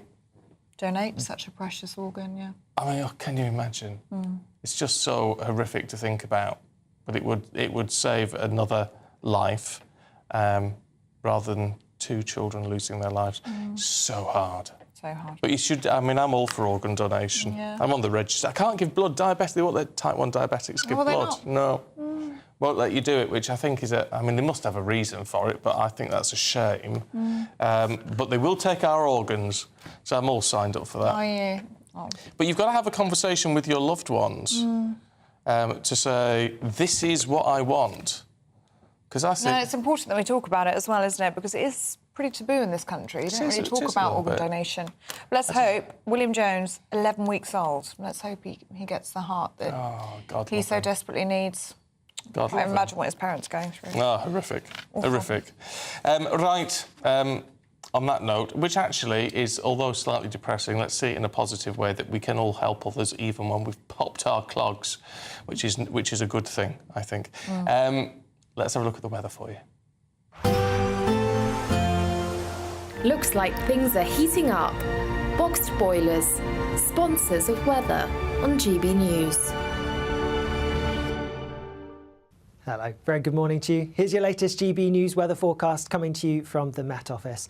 A bit of a grey, muggy start for some of us this morning, but we will see increasing amounts of sunshine as we go through the day.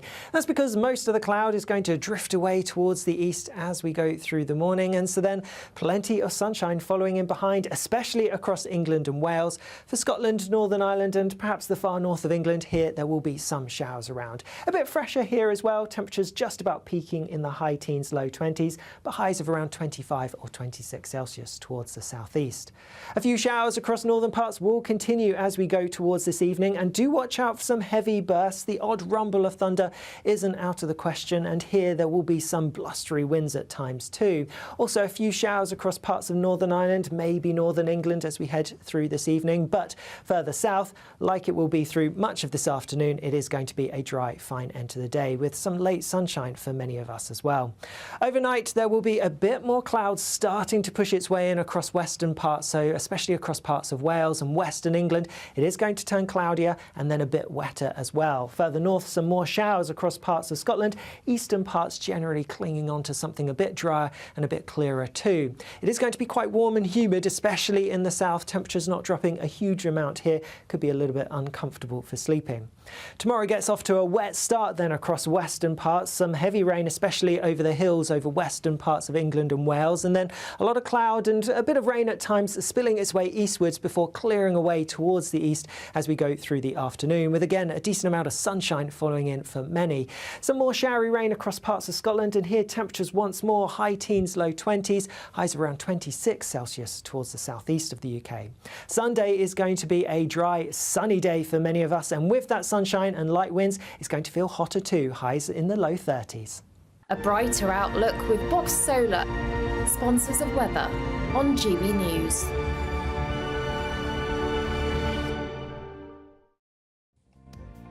We're talking about prescriptions next, because in England you have to pay for your prescription, don't you? But in Scotland and Wales, it's free. We're asking next, is that fair? Let us know what you think as well. gbnews.com/yoursay.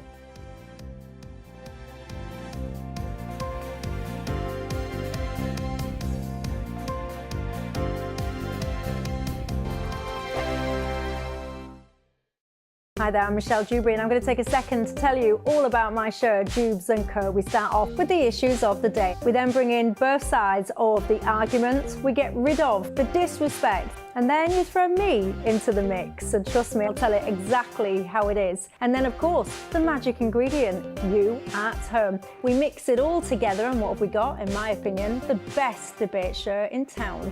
Monday to Friday, 6 till 7 on GB News, Britain's news channel. Welcome to State of the Nation, daily plunge into the stories shaping our country. I'm Jacob Rees-Mogg, and Monday to Thursday we bring you the insights, the facts, the truth about how our country is being governed. Because what happens in Downing Street matters down your street. Tune in to State of the Nation every Monday to Thursday, 8 to 9 o'clock. Only on GB News, the People's Channel, Britain's news channel. Every Saturday, 10 till 12, we'll bring you all of the news that you need to know. We'll also remind you that there is so much to smile about. It's my favourite time of the week. I get to relax, enjoy some light-hearted stories, and let Ellie teach me about fashion too. That's Saturday Morning Live, every Saturday, 10 till 12. Only on GB News, Britain's news channel. Join me, Nana Akwe, for an informative, interactive news programme with a difference. It's fun. It's true.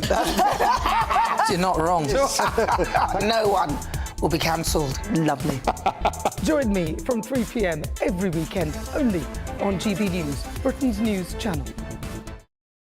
Join me, Neil Oliver, every Sunday night at 6 p.m. on GB News. And if an hour is not nearly enough for you, go to gbnews.com for special extended episodes online every Friday at 9 p.m, where we can truly get into the nitty-gritty of what's going on. GB News, Britain's news channel. I'm Patrick Christie's. Every weeknight from 9, I bring you 2 hours of unmissable, explosive debate and headline-grabbing interviews. What impact has that had? We got death threats and the bomb threat and so on. As time passes, She could have said stump. You made my argument for me. My guest and I tackle the issues that really matter with a sharp take on every story. Went everywhere. something practical could be done. I can become something different. Patrick Christie's tonight from 9 p.m. only on GB News, Britain's news channel. Are the newspapers getting you down? My wife didn't divorce me that month. Struggling to separate the wheat from the chaff? I know that it's a bit of a circus at the best of times. Well, don't worry, Headliners has got you covered. We'll take the burden of reading the day's news, and if we get depressed, who cares? It's an occupational hazard, frankly. That's Headliners on GB News from 11 p.m. till midnight, and the following morning, 5 till 6 a.m. on GB News, the comedy channel. Nah, just kidding. Britain's news channel.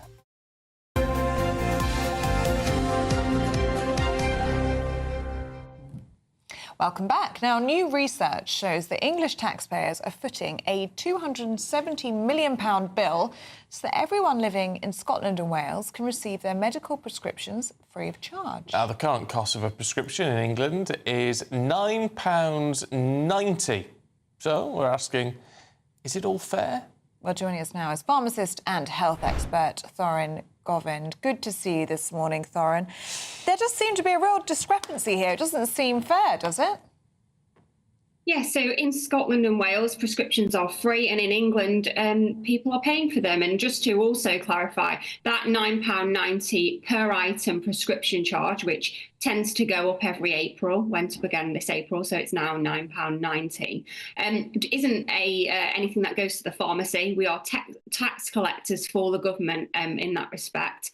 And I think the key point for me is why are patients in England not getting their prescriptions for free? And the vast majority of patients do get their prescriptions for free. And it actually would save quite a lot of admin time for us if we weren't chasing probably, about a 40% to about 10% who don't pay for their prescriptions. Yeah, I mean, looking at the latest figures I've got here, it's 40% of the population in England aren't required to pay for prescriptions, but nearly 90% of those scripts that are dispensed are free. So you do wonder how much money is actually being brought in by the charge. Yes, and there's a humongous amount of bureaucracy and admin and chasing the people who may not be able to afford their prescriptions and haven't paid appropriately, or who have ticked the wrong box to say they don't get their prescriptions for free. So I think there's a huge amount of money that could be spent actually on just making prescriptions free, saving the admin time of pharmacy teams. It's a huge bother, getting rid of people chasing people for prescriptions. But there's a bigger piece here. If you are a patient and you need your medication, we get patients in going, well, which medication should I have because I can't afford both? And the people it really hits is the people sort of on the breadline who might be, still working enough so they don't qualify for free prescriptions, or they might have just come off some sort of benefit so they don't get that prescription for free anymore. But not everyone on benefits gets free prescriptions. I was just about to ask you that, Thorin. I mean, have you noticed at your pharmacy, if people are on a number of prescription medications, that they simply can't afford to buy them all? And if that were to be the case, they could end up having to present to A&E, I suppose, if they're not taking their medication. Exactly that. And this is the discussion we've been having for a little while now in the pharmacy community, and also just more widely in healthcare, because we don't want patients to be ending up in A&E. We want them to stay well in their own homes. So just as an example, if you're asthmatic, you might have a brown inhaler and a blue inhaler. And that blue inhaler is for when you really need support urgently. And that brown inhaler keeps you ticking over.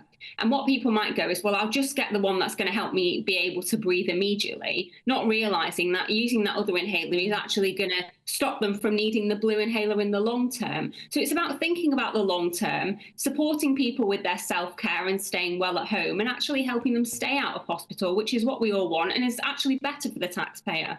What we haven't got, though, is a lot of money, and obviously it would cost. Do you think, is it worth balancing it out in the sense that, perhaps charging, I don't know, five quid for a GP appointment or something? They've got to start pulling the money in from somewhere. Is there a better way of doing it?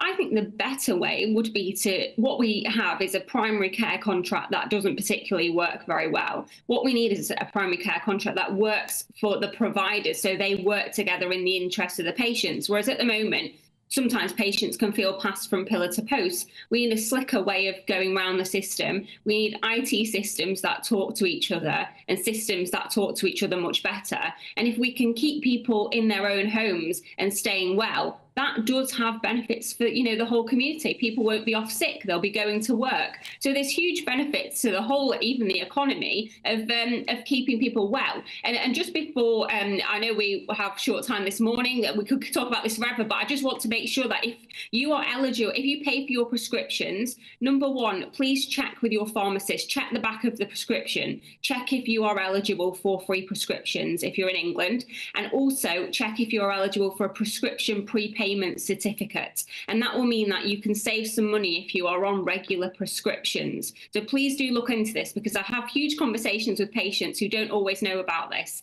A 3-month prescription prepayment certificate is £32.5, and that can save you money if you need more than 3 prescribed items in 3 months, for example. Yeah, it's quite a substantial saving, isn't it? Thorin, thanks very much indeed. Really good to see you. It's an imperfect system as it currently stands. I mean, I don't pay for prescriptions because I'm a type 1 diabetic, so it means you get... But then it means if I'm getting something that's not related to type 1, it's still free. So I don't pay for anything. Yeah. Is that fair? It's not really fair. No. No. But then I think, well, I put enough money into the tax system, so I don't... But it's not. It's not a perfect system. No. And I don't know how you get round that. The idea of spreading it across the board from you was quite a good idea, I thought. The what? Sorry, the what? Spreading it across the board, so it's more like a £5 charge for everybody rather than £9.90 for living in England. Well, if you got charged for a GP appointment, I know that's controversial, but I sort of think, well, that would... You wouldn't waste it then, would you? No. No. And there'd still be exceptions for that, of course, if you're on benefits and things. But it's just like, you know, go to your GP, pay a £5, or maybe it's £2.50 or something. Maybe it would still bring in more money than this system would probably. So I don't know. Yep. gbnews.com/you'll say. Do stay with us. Paul Coit is going to be here next with all of the Olympic action.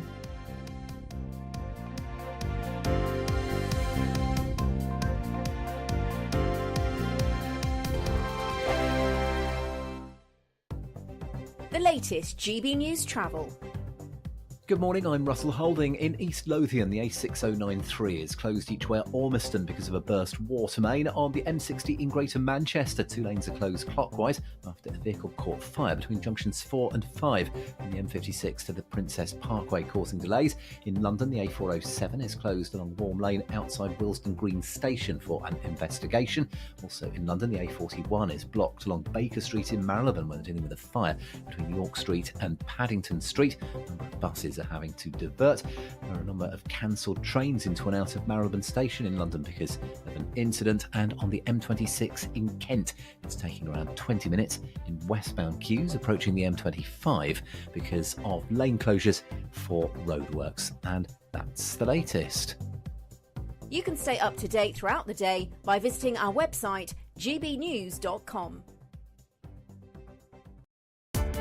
Welcome to State of the Nation, daily plunge into the stories shaping our country. I'm Jacob Rees-Mogg, and Monday to Thursday we bring you the insights, the facts, the truth about how our country is being governed. Because what happens in Downing Street matters down your street. Tune in to State of the Nation every Monday to Thursday, 8 to 9 o'clock. Only on GB News, the People's Channel, Britain's news channel.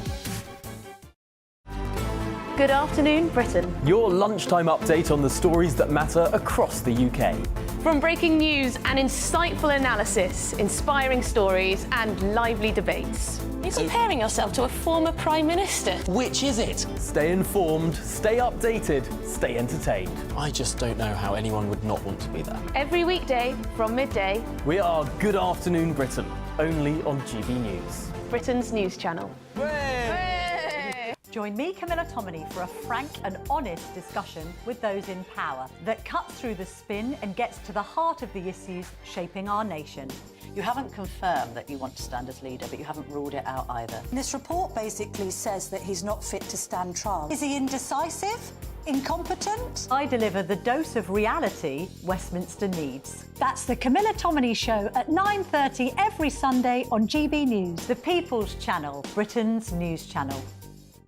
Hi there, I'm Michelle Dewberry, and I'm going to take a second to tell you all about my show, Jubes & Co. We start off with the issues of the day. We then bring in both sides of the argument. We get rid of the disrespect. And then you throw me into the mix. And trust me, I'll tell it exactly how it is. And then, of course, the magic ingredient, you at home. We mix it all together, and what have we got? In my opinion, the best debate show in town. Monday to Friday, 6 till 7 on GB News, Britain's news channel.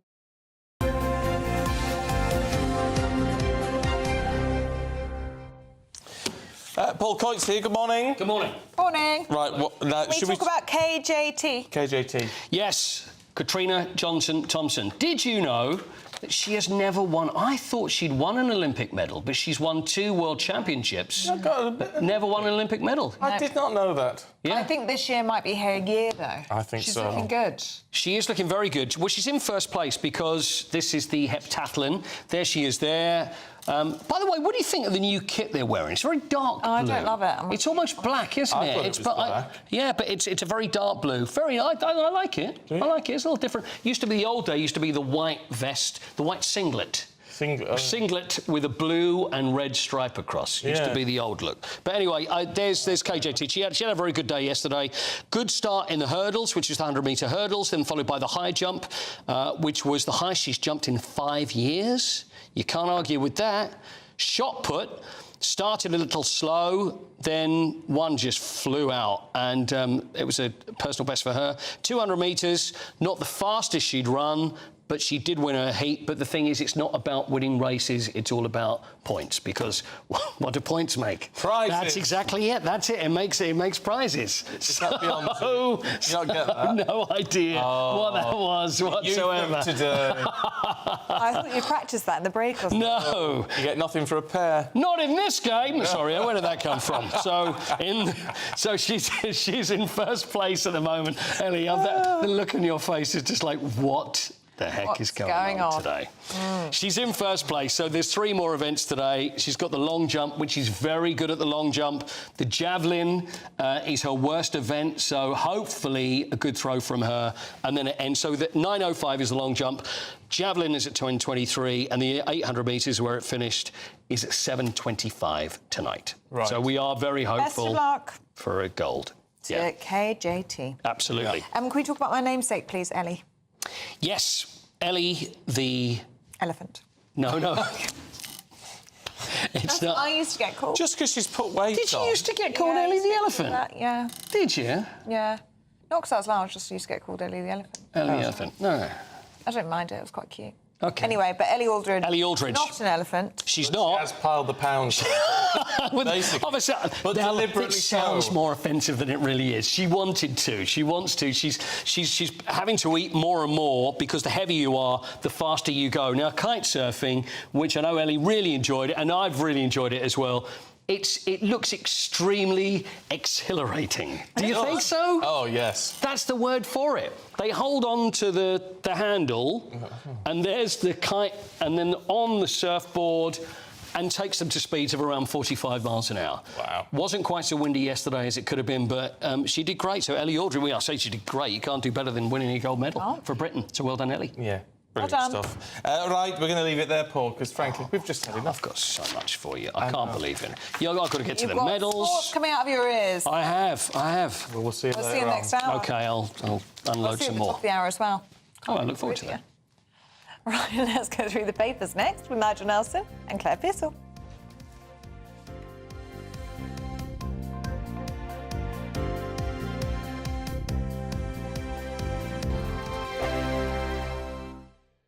If you want your news to be straight talking... This is the nightmare for the Conservatives again. Down to earth. It's not just Nottingham where this is happening, is it? And most importantly, honest. Hard-working, middle-class taxpayers, they'll get the book thrown at them. They catch me, Martin Daubney, Monday to Friday, 3 till 6 p.m. on GB News, Britain's news channel. I'm Michael Portillo. This is GB News, the People's Channel, Britain's news channel. I'm Mark Dolan, and this is GB News, the People's Channel, Britain's news channel.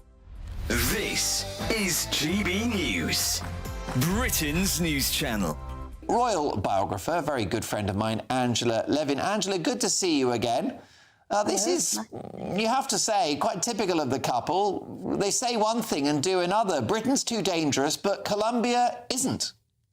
Well, yes. I mean, it's just fascinating that the UK Foreign Office has said to people that they mustn't go unless it's absolutely essential, because it is dangerous at the moment, especially in a place called Calais, where they have a list of, that's where one of the things that they're going to go. And the KGB in Calais has got 80% of global cocaine. So, and also they're doing a lot of taking people away and asking for money to give them back. So it is really ridiculous, and it actually conforms with my long-term suggestion that they try to manipulate the king and bring him to, stressfully to help him. And of course, it won't happen, but that's what Harry's trying. I mean, to have 3 court cases on the Home Office when they keep saying the same thing, and he's trying and trying and trying, because that's why he won't bring his wife, that's why he won't bring his children. But really, it's a nonsense, because he would be very looked after with good protection people, but not the very, very top of the tree, which is really just for Camilla, Charles, and William and Catherine. There's a distance in the level, and it's not taking our money, our tax money, to pay for it. It comes out of another pocket. GB News, the People's Channel. Join me, Nana Akwe, for an informative, interactive news programme with a difference. It's fun. It's true. You're not wrong. No one will be cancelled. Lovely. Join me from 3 p.m. every weekend, only on GB News, Britain's news channel. I'm Arlene Foster on GB News, Britain's news channel.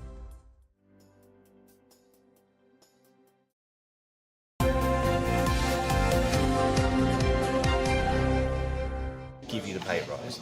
Time for the papers this morning. Our senior political commentator, Nigel Nelson, and former Conservative advisor, Claire Pearsall, are here to fight it out again. Morning, you two. Nigel, let's start with the Telegraph, should we? And winter fuel payments. Yes, and this is the former pensions minister is weighed in. This is Steve Webb, who used to be the pensions minister in the coalition. He was a Lib Dem. And what he's saying is that Rachel Reeves won't make all the money she hopes to make out of scrapping the winter fuel allowance. She wants £1.4 billion in the first tranche. He's saying, no, what will happen is a load of pensioners will get pension credit, and on the basis of that, she's going to lose about £500 million. So why will a load of people suddenly get pension credit? Because they'll apply for it. And the whole thing is that I'm not quite sure. The way the Telegraph has presented it is that Rachel Reeves won't make her money. The way it should be presented is that pensioners who are entitled to pension credit are getting it, should apply for it. And, yes. And it's something like 800,000 who don't, for various reasons, that they are too proud to, they don't understand the rules, but successive governments have been trying to encourage them, including this one, to claim for it. So if you're single, if your income is under 11,300, make a claim, because you'll get pension credit and you'll get your winter fuel allowance. Oh, well, that's good to know. If you're a couple, 17,200, and again, you can get it. But the whole thing is you are entitled to this. Yes. It's your money that people aren't claiming. They should have it. Yeah. No, fair enough. But it does sort of make a mockery of ditching the winter fuel payments, because it is actually more expensive to administer a scheme where more people are going to sign up for a benefit, which they are entitled to, and they should do so. And I really urge people to do it. Where do you get that idea from, that it costs more money? If they should be doing it anyway. Because it does, because you've got the whole administration of the scheme. Have you ever seen the forms to deal with any kind of benefits payment? Have you any concept as to how complicated some of these things are? So there's an awful lot of administration that has to go on, which has to be paid for. I mean, you kind of sketch over the fact.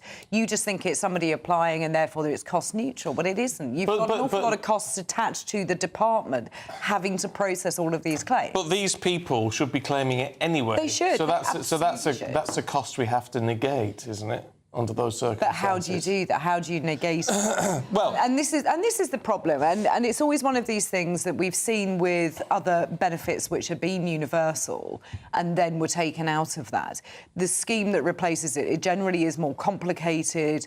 The cut-off points are very arbitrary and will leave an awful lot of people who are just over, even by £2 over that thresholds that you've just mentioned. Which is the problem about doing this, and that's absolutely true. That if you're just you can't claim pension credit, but you're just over, you will lose out quite a lot of money. Yeah, and then you've got people that are going to be in terrible problems with fuel poverty. You're coming into the winter months. There are going to be schemes that local councils have that are discretionary payment schemes, but of course it all has to be paid for somewhere. So I do think it's a bit of a false economy to say we're going to save all of this money when actually to try and rectify some of those problems is going to cost more. Well, this leads us into our next story in the Eye this morning, Claire. Rachel Reeves telling ministers to cut costs in other departments because of this £22 billion black hole that we are facing. It's quite interesting because there's always a discrepancy around the amount of so-called black hole that there is, but it's not unusual to get departments to look at their spending. And I know from my time at the Home Office that we were always tasked with where can you make savings, what potentially can you cut? And every department, normally at the start of a parliamentary term, has to go through that to look and make sure that you're using taxpayers' money properly and you're getting the best value for money. It isn't easy, and there is going to be some really tough decisions to be made. I think it's worrying when you start looking at the cuts that will be mooted around for things like the Ministry of Defence, when you kind of think that's the department that you don't wish to see cuts, that you actually want to see an increase. So it's going to be very, very tricky, but I mean, there's a lot that they can do within departments. There's a lot of paperwork that you can cut out, and you can streamline processes a lot better. But I think it's... I'm talking about things that are not going to affect the public, and you want to freeze pensioners? Well, you know, that's not on my agenda. Well, it's better than tax cuts, tax rises, though, isn't it? I think tax rises are inevitable. I think tax rises are going to be inevitable. If you're looking at the level of black hole that Rachel Reeves is assuming, at some point there will have to be this tax budget. rises. I mean, what she seems to be saying is it'll be this budget, and the only question is which taxes. So, capital gains is an obvious one, easy hit. You raise it to the level of income tax, which you might argue is actually the fairer way of doing it. But I mean, a lot of people will scream about that. Inheritance tax, you've only got 1 in 20 estates that actually pay it. But it would be an area where you could get some money from, and we're back to pensioners again. Pensioners relief. The problem with wealth taxes, as they call them, is it's anti-aspirational, isn't it? Well, I mean, it's one argument, but it does seem an odd system, doesn't it? If you make capital, if you have a capital gain, it's income, in the same way that you pay income tax. But it's an investment from money that you've put in on which you've already paid income tax. But you're then selling it. But then the person who gets it, I mean, say you have a second home, and you are passing that, you are passing that on to somebody else. Should you not pay the full tax on that with the profit you make from it? No, I don't think so. I mean, I think you're right. Yes, hello. But I do think it stops the aspiration of people from wanting to do better, to achieve. And some people are just very, very fortunate that they've bought a property, for example, some time ago at a reasonable price, and then it has made so much more and they've made a profit. It's not something that they've gone and physically done. That is just a fact. But it's still income, though, isn't it? Yeah, but you need aspiration, don't you, to grow the economy, which is what they're basing everything on. Yeah, but point I'm making is income. And does everybody actually work on the basis of doing a job based purely on the amount of money that they get? But you're being taxed at every single opportunity, and it's not just going to be capital gains tax or inheritance tax. They're also going to look at council tax, which actually affects everybody, and you have no choice but to pay that. And this whole motion of the Labour government being for the people, really? Is it? Because it's going to take more money off them at every opportunity. I've got 5 years of you moaning about this new government, haven't I? Yeah, get used to it. I just wonder if it's going to stall the economy somewhat with things like homes or even portfolios and all that sort of thing. People are going to not divest or not sell or not. They're going to say, "Well, we work for the next government and see if it'll change." Yeah. But that could really stall things, couldn't it? Well, I mean, obviously you have to find a balance here, but there is a question about where does this money come from. So, if you've ruled out income tax rises, VAT, and national insurance, you haven't really got much left. You could actually raise some cash. They're only ruled out for the moment for this budget. There's nothing to say that in a year's time that those things aren't. Well, there is. They're ruled out for the Parliament.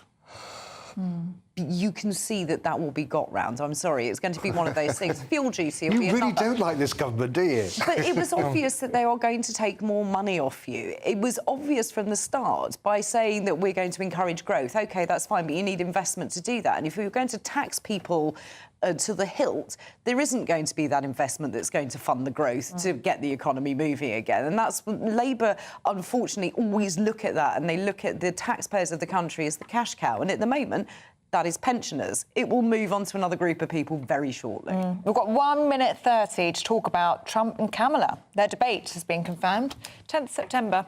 Yeah, good. I mean, it was, I think it was very sad that the Biden against Trump went so badly. Kamala Harris should do a better job against him. So we've got, hopefully we'll get 3 debates. And if we do... Do you think we will? I don't know. I mean, she seems to agree to this one, but she wasn't very keen on doing the Fox News debate. But again, isn't it just a bit like when we've seen leaders' debates in this country for an election? 1 or 2, I think people after that got a little bit fed up. They do change the game, though, Claire. You saw it with Joe Biden. I mean, that essentially meant that he couldn't stay in the race any longer because of that poor performance. So it does show. They do, and that's what I mean. I don't think you need to have necessarily more than one. I think that you can have all of those questions. You can have that proper debate on one of them. I think to drag that out over 3 is too much. Yeah. Well, yeah, it's interesting. I think it's going to be an interesting one to watch because at least we can watch it without worrying about exactly if anyone's going to make it to the commercial break sort of thing, which is what things we're looking at last time round. All right, thank you very much indeed, you two. We've got lots more still to come for you, but before all of that, let's get a check on the weather. That warm feeling inside from Boxed Boilers, sponsors of weather on GB News. Hello, very good morning to you. Here's your latest GB News weather forecast coming to you from the Met Office. A bit of a grey, muggy start for some of us this morning, but we will see increasing amounts of sunshine as we go through the day. That's because most of the cloud is going to drift away towards the east as we go through the morning, and so then plenty of sunshine following in behind, especially across England and Wales. For Scotland, Northern Ireland and perhaps the far north of England, here there will be some showers around. A bit fresher here as well, temperatures just about peaking in the high teens, low 20s, but highs of around 25 or 26 Celsius towards the southeast. A few showers across northern parts will continue as we go towards this evening, and do watch out for some heavy bursts. The odd rumble of thunder isn't out of the question, and here there will be some blustery winds at times too. Also a few showers across parts of Northern Ireland, maybe northern England as we head through this evening, but further south, like it will be through much of this afternoon, it is going to be a dry, fine end to the day with some late sunshine for many of us as well. Overnight, there will be a bit more clouds starting to push its way in across western parts, so especially across parts of Wales and western England. It is going to turn cloudier and then a bit wetter as well. Further north, some more showers across parts of Scotland. Eastern parts generally clinging on to something a bit drier and a bit clearer too. It is going to be quite warm and humid, especially in the south. Temperatures not dropping a huge amount here. Could be a little bit uncomfortable for sleeping. Tomorrow gets off to a wet start then across western parts. Some heavy rain, especially over the hills over western parts of England and Wales, and then a lot of cloud and a bit of rain at times spilling its way eastwards before clearing away towards the east as we go through the afternoon, with again a decent amount of sunshine following in for many. Some more showery rain across parts of Scotland, and here temperatures once more high teens, low 20s, highs around 26 Celsius towards the southeast of the UK. Sunday is going to be a dry, sunny day for many of us, and with that sunshine and light winds, it's going to feel hotter too, highs in the low 30s. A brighter outlook with Box Solar, sponsors of weather on GB News.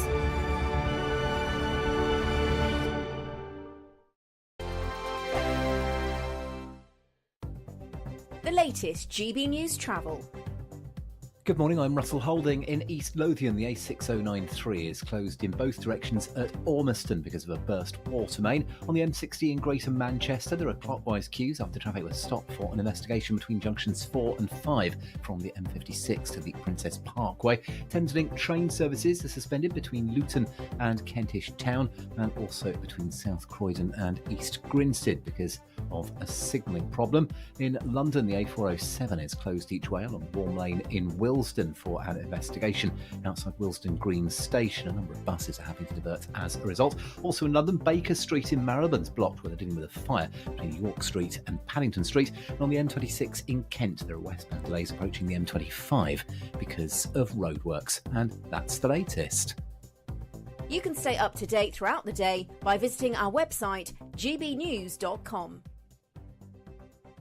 We could be calling you with the news that you've won our latest Great British giveaway. An incredible £30,000 in tax-free cash. David from Kent was our last big winner. Listen to what he had to say about getting that winning call. Hi, I'm David from Kent and I won £15,000 and it couldn't have come at a better time. I was gobsmacked. What have you got to lose for what it costs? In fact, I've done it again this week, so I'd recommend it to anybody. For another chance to win £30,000 in tax-free cash, text cash to 63232. Text costs £2 plus one standard network rate message. You can enter online at gbnews.com/win. Entries cost £2. Or post your name and number to GB07 PO Box 8690 Derby DE1 9TT. UK only. Entrance must be 18 or over. Lines close at 5 p.m. on the 30th of August. Please check the closing time if listening or watching on demand. Good luck. Good afternoon, Britain. Your lunchtime update on the stories that matter across the UK. From breaking news and insightful analysis, inspiring stories and lively debates. Are you comparing yourself to a former Prime Minister? Which is it? Stay informed, stay updated, stay entertained. I just don't know how anyone would not want to be there. Every weekday from midday. We are Good Afternoon Britain, only on GB News. Britain's news channel. Join me, Camilla Tominey, for a frank and honest discussion with those in power that cuts through the spin and gets to the heart of the issues shaping our nation. You haven't confirmed that you want to stand as leader, but you haven't ruled it out either. This report basically says that he's not fit to stand trial. Is he indecisive? Incompetent? I deliver the dose of reality Westminster needs. That's the Camilla Tominey Show at 9:30 every Sunday on GB News, the People's Channel, Britain's news channel.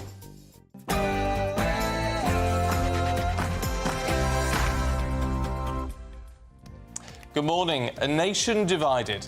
The protests have eased for now, but the fallout hasn't, as the Prime Minister tells the police to stay on high alert. The Mayor of London declares he no longer feels safe as a Muslim in the capital, as a Labour councillor is arrested on suspicion of encouraging the murder of anti-immigration protesters. A sharp drop in migrant numbers thanks to stricter family visas brings relief across the board.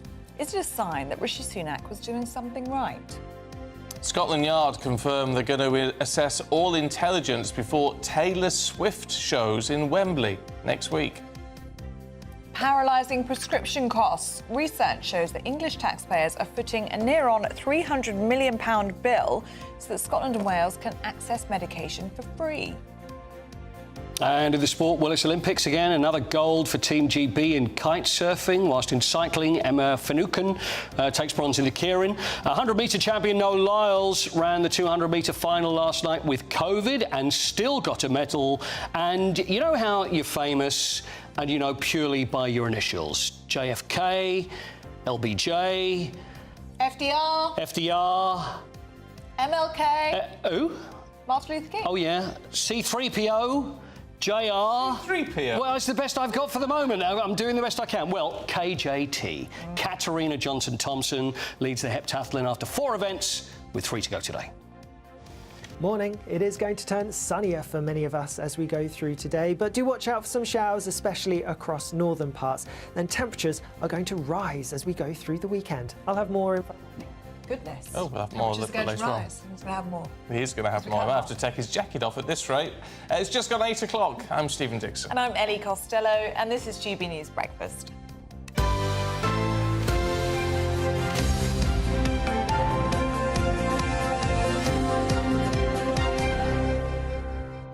Paul, it's a bit of a love-in for you this morning. No. On gbnews.com/you'll say, yep, Sam Brown says Paul Coit is an absolute star. Sam Brown, she had a great song. Yes. What was it called? Now. Oh, yeah. Stop. No, it's not stop. Stop, you're tearing me apart. It's not stop, though, is it? You two Yes, it is, yeah. Is it? Yeah. Okay. Sorry. Sorry, Sam. And another one from Susan who says, love Paul Coyd. Such a cheerful, knowledgeable chap. But she says, re the sport. Doesn't know anything. Oh, no, here it comes. Here it comes. Mary Rand, our former... Oh, I know. 60s, Yeah. still alive and kicking. You know what? Living in California. This is something that I did a couple of days ago. Oh, is it? Right. And I was on this, I was talking to Andrew Pearce, and we were talking about the 1964 Olympics, which I still look back on history. It's 40th year. Exactly. Well, we were talking about Mary Rand, and I went, oh, Mary Rand, I think she passed away young, and it was Lillian Board who was... So Mary Rand was the long jumper who now lives... So sorry, Mary, I didn't mean to kill you. She's still with us. You've got to be very careful. I know. So... Can I just say, I'm slightly peeved that out of all of us, I've not been able to think of anyone with 3 initials. Is that right? Yeah, can't be. The only one that's in my head is Terence Trent D'Arby. But we were TTB. TTD. TTD. TTD. Terence Trent D'Arby. What happened to him? He was brilliant. Well, yeah, he changed his name to like a Buddhist name. Oh, did he? Yeah, he's still around. Does he still sing, though? Yeah, no, he doesn't really sing like he used to. But yeah, cracking album. He was fantastic. And see, that's a mistake I've also made in sport once. I referred to Trent Alexander-Arnold as Terence Trent D'Arby once. Did you? Yeah, and everybody's going, who's Terence Trent D'Arby? Yeah, and the it's youngsters won't know. Exactly, so yeah. They don't know what they're missing. Yeah, so that's how professional I am. Yeah, well, we've got to fit in very well on this show. That's all I can say. Right, let's crack on, because the Prime Minister has told the police to stay on high alert. That was as he held a Cobra meeting last night. Well, that's as the nation recovers from a week of riots that's seen 150 people charged in relation to the unrest. Well, meanwhile, a Labour councillor was arrested for allegedly saying anti-immigration protesters should have their throats cut. Now, we've also heard from the London Mayor Sadiq Khan, who says he no longer feels safe in London as a Muslim. Let's talk to our political correspondent, Olivia Utley, who joins us now. Morning, Olivia. I mean, heck, this is actually turning into, although things have quietened down a little bit, in terms of what needs sorting out, it's still a complete mess, isn't it? Well, absolutely, Stephen. It feels as though the tide is turning on the riots themselves. As we know, on Wednesday night, all sorts of riots were due to take place across the country, about 100 riots, and in the end, they pretty much failed to materialise. Only about 30 riots took place, and those were with minimal destruction. And of course, the police turned out in huge numbers, and so did those counter-protesters, as they're calling themselves. But although the tide does seem to be turning in terms of action on the streets, it feels as though the debate has now moved into the political sector. So we had Sadiq Khan, the Muslim mayor of London, doing a very emotional interview yesterday, where he said that he doesn't feel safe as a Muslim mayor in London. And he talks about how he thought his generation would be the last to feel unsafe, but actually he feels that now his children are going through exactly what he went through back in the 1980s. Meanwhile, you have this Labour councillor who has been suspended from the party after suggesting that the throats of anti-immigration protesters should be cut. You've also got Sadiq Khan suggesting that former Conservative ministers, Suella Braverman and Lee Anderson in particular, have played their part in sort of inciting this racial hatred on the streets of London. So although, yes, it seems as though the riots are quietening down, and the Labour government can take some credit for that, they have acted very quickly, getting the courts set up to respond very, very quickly. 483 people arrested, 149 people charged. Although that all does seem to be calming down a little bit, the political rhetoric is still just as heated as ever. Yeah, thank you. Well, former police officer Graham Wetton joins us now. Good to see you this morning, Graham. And just as Livia was touching upon there, 139 people charged so far. The government will be hoping that the mugshots on the front pages of all these newspapers in front of us and these sentences, speedy as they are, will be acting as a deterrent.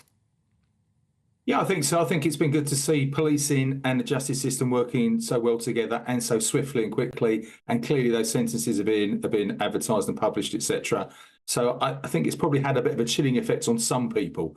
If you imagine if you go out tonight, tomorrow night or last night, and within a week you could find yourself not only in a police cell but in a court and facing a lengthy term of imprisonment, I think it will deter some people from coming out and committing offences. Yeah, but what we are seeing is now the Prime Minister saying, well, we've got to keep up the pressure. Well, actually, I mean, how long can the police carry on like this? That is a good question. Clearly the resources we've got out in the streets at the moment, and public order trained officers are not all police officers. So all police officers are not trained to this level of public order. So they've been taken away from 24/7, primarily response policing. So the officers that respond to 999 calls, who are also public order trained, have now been taken away from their stations to be on standby for any disorder. So I would imagine they'll keep these resources in place probably to the end of the weekend. Many forces are working, or their shifts are working 12-hour days to release some officers to provide this resilience. And I think they'll probably take it to the weekend. Then you might see a scaled down version next week, just to maintain it for a little bit longer. But I think this weekend will be the telling point to see if there's any more incidents of serious disorder across the country. Because there is a concern amongst some police, isn't there, Graham? This front page of the Times this morning, the police are reportedly examining links between far-right extremists, as they call them, and football hooliganism, as, of course, the football season starts up again this weekend. There's always been, I worked football for most of my career, and I joined in the late 70s. So there's always been a link between some far right and some football risk groups, but that's not across football. If you go to any football clubs, and I used to go home and away with some policing them, it's a small minority that turn up that want to be involved in disorder. They're the ones that the police operation is largely focused on. The vast majority who go to football just want to go and watch the football and come home. But there have been links to some far-right groups within some football risk clubs and risk groups. And I think it's right that police should look at that and focus on maybe this weekend with the football season starting and just focus in their policing operation on some of those games and clubs. What's your take on the two-tier policing argument, Graham, as a man who's obviously been in the job for a very long time, you're incredibly experienced. I mean, we've had different views from former officers on the show, some saying, you know, there is no two-tier policing, just things are policed differently. Others coming on and saying it's quite apparent that some people, you know, you have to walk on eggshells with some parts of the community, whilst on others you act in a robust manner. I've heard that, Stephen, and I'd almost put it back to you. When you hear the phrase, is your interpretation of two-tier policing, to both of you, does it mean you think it's a favouritism or a preference? Because that seems to be the interpretation many people are putting on this. And I joined, as I said, late 70s. There were always sections of society we had to police slightly differently than others. And it wasn't based on skin colour. I can go through council estates, traveller sites, football risk groups who are predominantly white. So it's not based on either ethnicity, nationality or immigration status. It's based on the risk that those people face in policing. So it's based on the threat and risk they face to you when you're dealing with them. And in some areas and in some communities and with some people, you have to have a slightly different policing approach. Because, you know, if you go in slightly robustly, you're going to get a robust reaction to you. So for me, it's not based on a preference or a favouritism. There are different tiers or approaches in policing, but it's based on risk and threat. It's not based on any preference or favouritism for a particular group, nationality or ethnicity. It's an interesting take. Do you think then, in terms of what we're seeing at the moment, because the problem is, and that's obviously a perfectly valid argument from your experience, the problem is it's the prism in which you look at it, isn't it? And at the moment, people are seeing sort of white Brits being treated robustly where non-white Brits are not, or not in the same way. Now, that might be perfectly justifiable. However, it's all about the optics, isn't it? And that has to be considered, doesn't it? Absolutely, and you're right. It's all about the opposites. It's how it looks when you're seeing that. And if you're looking at one group being policed in a certain way and another group not, but I think, as you just mentioned, there's at least one former councillor been arrested yesterday from what's being termed the counter-protest. So I think policing is showing it is dealing with these in a balanced and fair manner when it can and when the offences arise and when the threat and risk is posed to them. We saw those protests last weekend, and there was significant disorder and violence put towards the police and premises by predominantly right wing. I wouldn't call them far right. I don't think half of those people are ever near a far right event, but predominantly right wing supporters, anti-immigration supporters who came out on the street because they're looking at some of it false information on the internet, and I think that's an issue for policing as well. How much information is put on social media and people are reacting to it without finding out the full facts. Well, interesting that you say that, Graham. So I just wanted to ask you what you thought of Sadiq Khan, London Mayor, talking about the online safety bill, and he basically says it's not fit for purpose because of what we've seen in the past week or so. Misinformation online, lots of people going onto the streets to take part in disorder, had seen misinformation, disinformation online, such as that this man that took part in the Southport attacks was a migrant who'd come over in a small boat last year. That kind of thing. Is that something that you'd agree with? And is that putting police officers in danger, this misinformation being spread online? It is putting officers and the public and society in danger when misinformation is spread online. It's a new piece of legislation. With any piece of legislation, it needs to be tested through the courts. So there may be some updates, tweaks they can put on it. But at the moment, it's being tested through the courts. My understanding has been some people already arrested, possibly some charges pending. So it'll be the courts that will test the legislation and see whether it is fit for purpose. Initially, it looks like it's having an impact, but whether it's the right impact on the right level with the right people, I think needs to be tested in the courts once cases get before magistrates and judges and let them have a look at it, the legality of it, the offences, the points to prove the police have to meet, and where these individuals are posting this information. That might be a challenge for policing and investigation, but I think at the moment it needs to be tested in courts because it is new, and see if it does need updating, amending, or changing just to suit what the offences are being committed. Graham, always good to talk to you. Thanks very much indeed. I love talking to Graham Wetton. I've talked to him for years, actually, on issues like this. He's a very sensible man who's got a lot of experience. I mean, as a lot of the former police officers we talk to, but it just puts it into context, because sometimes we can view something and you need to see it from a different angle, and just to give it a bit of clarity. And Graham does that every time. Fantastic. Yeah. No, it's really good to have it in that context. Thank you, Graham. Now, 14 minutes past 8, let's take a look at some other stories coming to the newsroom this morning. Donald Trump and Kamala Harris will go head-to-head in a televised debate on ABC, the ABC network in the States, September the 10th. It confirmed the debate on social media. Trump claiming he would be open to a few showdowns ahead of the November election, but whether that will happen or not is another question. Parents of an 11-year-old baby have urged the public to consider organ donation in a bid to save their son who's in need of a heart transplant. William Jones requires a new heart due to a rare condition that means he can't pump blood around his body. The newborn is the youngest child on the organ donation list. A Banksy artwork has been stolen within hours of appearing on a satellite dish on top of a building in Peckham.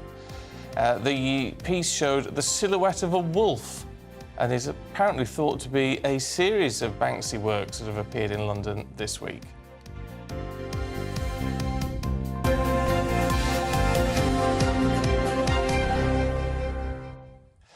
Still, again, that 11-week-old baby. It's so upsetting, isn't it? Just think about him and his parents and what they're asking for. Oh, yes. You've got to think about whoever, if someone is able to donate, it would have to be a baby's heart. That's the thing. So that it would have to come from a family going through their own tragedy to help him, which is an incredibly difficult thing to ask. Yeah. But let's hope that out of one tragedy can come a bit of salvation for somebody else. But it's so difficult. And save a baby's life. Yeah, something good can come out of such tragedy. We can hope for little William, only 11 weeks old. Oh, can't even imagine it, can you? No. Right, let's go to check on the weather, because it's going to be, would you believe, hot on Monday. Let's see what it's going to be like over the weekend. That warm feeling inside from Boxed Boilers, sponsors of weather on GB News. Hello Hello, very good morning to you. Here's your latest GB News weather forecast coming to you from the Met Office. A bit of a grey, muggy start for some of us this morning, but we will see increasing amounts of sunshine as we go through the day. That's because most of the cloud is going to drift away towards the east as we go through the morning, and so then plenty of sunshine following in behind, especially across England and Wales. For Scotland, Northern Ireland and perhaps the far north of England, here there will be some showers around. A bit fresher here as well, temperatures just about peaking in the high teens, low 20s, but highs of around 25 or 26 Celsius towards the southeast. A few showers across northern parts will continue as we go towards this evening, and do watch out for some heavy bursts. The odd rumble of thunder isn't out of the question, and here there will be some blustery winds at times too. Also a few showers across parts of Northern Ireland, maybe northern England as we head through this evening, but further south, like it will be through much of this afternoon, it is going to be a dry, fine end to the day with some late sunshine for many of us as well. Overnight, there will be a bit more cloud starting to push its way in across western parts, so especially across parts of Wales and western England. It is going to turn cloudier and then a bit wetter as well. Further north, some more showers across parts of Scotland. Eastern parts generally clinging on to something a bit drier and a bit clearer too. It is going to be quite warm and humid, especially in the south. Temperatures not dropping a huge amount here. Could be a little bit uncomfortable for sleeping. Tomorrow gets off to a wet start then across western parts. Some heavy rain, especially over the hills over western parts of England and Wales, and then a lot of cloud and a bit of rain at times spilling its way eastwards before clearing away towards the east as we go through the afternoon, with again a decent amount of sunshine following in for many. Some more showery rain across parts of Scotland, and here temperatures once more high teens, low 20s, highs around 26 Celsius towards the southeast of the UK. Sunday is going to be a dry, sunny day for many of us, and with that sunshine and light winds, it's going to feel hotter too, highs in the low 30s. A brighter outlook with Box Solar, sponsors of weather on GB News.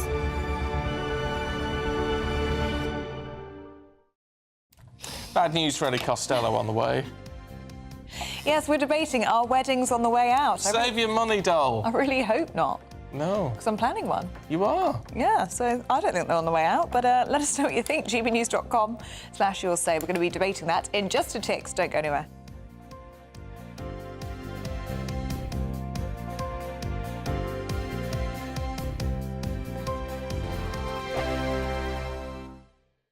This is GB News, Britain's news channel. One local cricket team is made up entirely of one family, the Jollands. The Newmarket midweek seconds play Thurlow and Old Mill Greenian seconds, captained by, here we go, James Jolland. He played alongside family members Henry, Freddie, George, Jack, Archie, Ryan, Brandon and Daniel. Even if slightly controversial, one of the umpires was a Jolland to Stephen the umpire. Yes, well, the Jolland family mostly live in Wickenbrook in Suffolk and have played for 4 years for Dullingham Village team before it merged with Newmarket. So that's the entire backstory. We're delighted to be joined now by Captain James Jolland and teammate and brother Nick Jolland. Really good to see you both this morning. This is incredible. How did you get the entire family involved in cricket? Well, we started the club about 3 years ago, and it was more friends and family.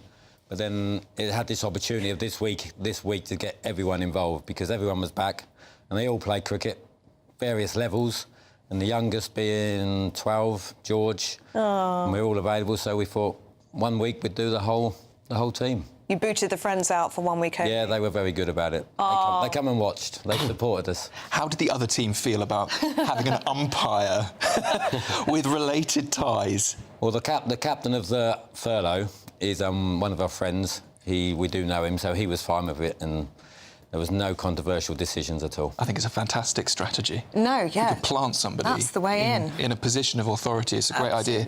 Oh, look, here's the scorecard we can see on the screen with all of your names on there. Some fantastic English names on there. How does it get between the family members? Is it very, very competitive between you all? As you get older, you work on that, don't you? And you keep that competitiveness out of it. And it's really to play with your sons. It's a great thing to do. Yeah, it's a lovely We've thing all to got do. sons in it. That's why we do it. GB News, the People's Channel. Welcome to State of the Nation, daily plunge into the stories shaping our country. I'm Jacob Rees-Mogg, and Monday to Thursday we bring you the insights, the facts, the truth about how our country is being governed. Because what happens in Downing Street matters down your street. Tune in to State of the Nation every Monday to Thursday, 8 to 9 o'clock. Only on GB News, the People's Channel, Britain's news channel. Hi there, I'm Michelle Dewberry, and I'm going to take a second to tell you all about my show, Jubes & Co. We start off with the issues of the day. We then bring in both sides of the argument. We get rid of the disrespect. And then you throw me into the mix. And trust me, I'll tell it exactly how it is. And then, of course, the magic ingredient, you at home. We mix it all together, and what have we got? In my opinion, the best debate show in town. Monday to Friday, 6 till 7 on GB News, Britain's news channel.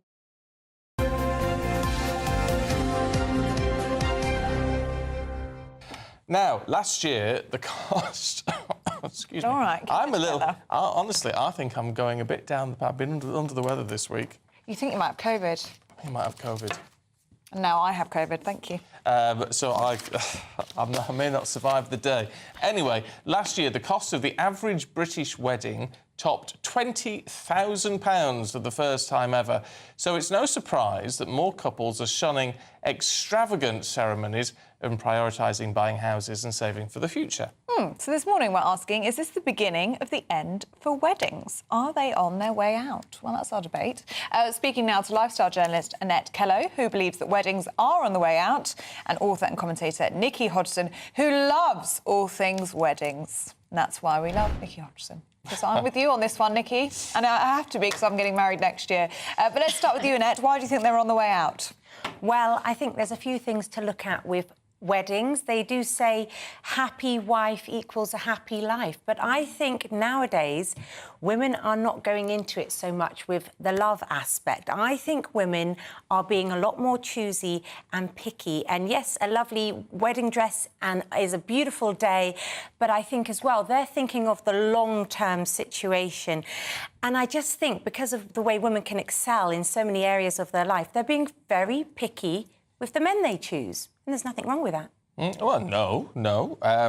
Nikki, what do you mean? I have to say, these big extravagant weddings... Sorry, doll. I mean, I saw, I hate to confess it, a clip of Say Yes to the Dress the other day with some woman saying to this bride, well, it's all about you. It's your day. It's all about you. I think that's completely the wrong attitude if people are going into a wedding with that sort of attitude. Yeah, it is. And it's not the way to do it, definitely not. I mean, I had a massive wedding planned for 2020, which, as you can imagine, got cancelled. I will be really honest, it was topping 40k. And in the end, we ended up having a micro wedding at a registry office, just us and 2 witnesses and a photographer. And it was so romantic and beautiful. And we still got married that year, and it meant so much more. And, you know, I hate to admit how ridiculous I was being about what we wanted. You know, we had things like llama champagne bearers because we'd got engaged in Machu Picchu in Peru, and it was just getting so crazy. So I was taught a lesson from that, and I think little weddings, small romantic weddings that have meaning are just so important. So, Nikki, do you think the big lavish weddings are on the way out then? I think they are, only because people just can't afford them. And it is one day at the end of the day. I mean, it goes so quickly, Ellie. I'm saying this to you now because I know everybody will have said it to you already. Yeah. It's almost impossible to remember what happens at the time. And obviously you put it on for everyone else. It's so other people can have a good time. We did have a party later when we were allowed to for everybody. And I don't remember very much of it. I was pregnant, so I was sober, and I still don't remember much of it, but everybody else had a great time, apparently. And I was glad we could do that for our family and friends. But the important day was the day when it was just the two of us pledging our vows to each other. Yeah, I think that's quite nice. What about, Annette, how our attitudes are changing in terms of even the sort of concept of being a wife or a husband? Absolutely. I think we also have to look at the way we are now with social media. We're in this huge, what I call chuck-away culture, where, you know, people see one little ick or red flag and they say, oh, no, I can't be bothered. I'm sure there's something else out there for me. And I think that could be part of the reason why people are not getting married. I also think we have to look at, you know, this isn't the 1970s where you couldn't even get a bank account without a man's signature. Can you imagine? But we have this whole thing of women women can do their own thing and be so independent. And I think that's also part of it. So I think as well, women just want to, they're asking the questions now. They're not just saying, oh, I'm in love, let's just have a lovely day. They're saying, excuse me, who's going to be looking after the children? How's the household equality going to pan out here? They're being a bit more wise with these things. But Annette, isn't it about love? It is about love, of course, but love doesn't always pay the bills. Yeah. And also, we're looking at it when women have children and they're working full-time, that's really, really hard work. And I don't think people address it enough. And they need to have a supportive husband who's also going to help them. So there's all of that to think about with it. Love is lovely, but love, you know, isn't everything. Nikki, is there a point to be made here that it's almost impossible to do it all in this day and age? To have the big wedding, to buy the house, to afford to have children. It's really difficult for people. Donna Johnson's just been in touch on gbnews.com/you'll say, saying that weddings aren't on the way out, but the point is that people can't afford them. She says the government has destroyed the idea of family. I mean, look, let's be straight. A marriage licence is actually only a couple of £100. So if you want to do it cheaply, you can. It's the fact that people don't. They're being sold this dream of this massive wedding, which few of them can afford, especially with the way the cost of living crisis is going. But, you know, it is a very personal choice. But something I would say is that actually being married still gives you more legal rights, especially if you are a woman. You are better financially protected for being married. Now, you might say that's wrong. You know, countries like Australia have something called de facto, where if you've lived with someone for 2 years or more, you have better financial rights. But the system is still set up to reward marriage. And you need to think very carefully, especially if you're feminist, especially if you have children, about the decision to not marry and the financial repercussions if you break up. OK. Annette, Nikki, good to see you. Thanks very much indeed. I have to say, best thing I ever did was get married. Aww, that's so nice. It is, and I wear this with just so much pride. Me too. You see, I love it. That's Just the so best thing I nice. ever did. I'm looking forward to it. Free Speech Merchant says, it's not what you do on your wedding day that counts, it's what you do each and every day after. They say save your money for the future. Yeah, that's true. Barry says, one problem at the moment is how people are trying to outdo each other. It's leading them to spend far too much. The stags have got out of control. They're ridiculous. What about a night in the pub with your mates instead? Interesting. I think they have got very expensive, haven't they? I haven't planned a hen yet, so there's no point looking at me like that. I'm just looking at you. OK. He's concerned, aren't you? I am concerned. But It's the 1,000 doves that you've ordered. Stop. There's no doves. There's no doves. Were the doves cancelled? There were never any doves. Did he make you cancel the doves? You made up the doves. Violinists. Oh, violinists. 1,000 violinists. And then you said, don't bother, because you won't see them, because you'll be off taking photos. You will. Which is probably a good point. Yeah. But anyway, no doves, just to clarify. He's got very big ideas. I do. I don't know if I'm mentally prepared for this wedding. Anyway, look, moving on, we've got the sport with Paul. All the latest from the Olympics in just a minute.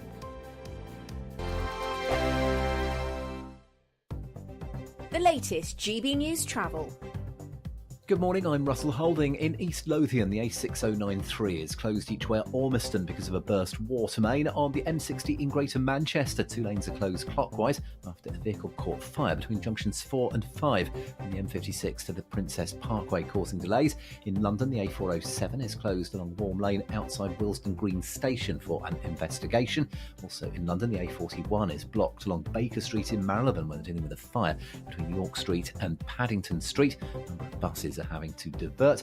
There are a number of cancelled trains into and out of Marylebone Station in London because of an incident, and on the M26 in Kent it's taking around 20 minutes in westbound queues approaching the M25 because of lane closures for roadworks. And that's the latest. You can stay up to date throughout the day by visiting our website gbnews.com.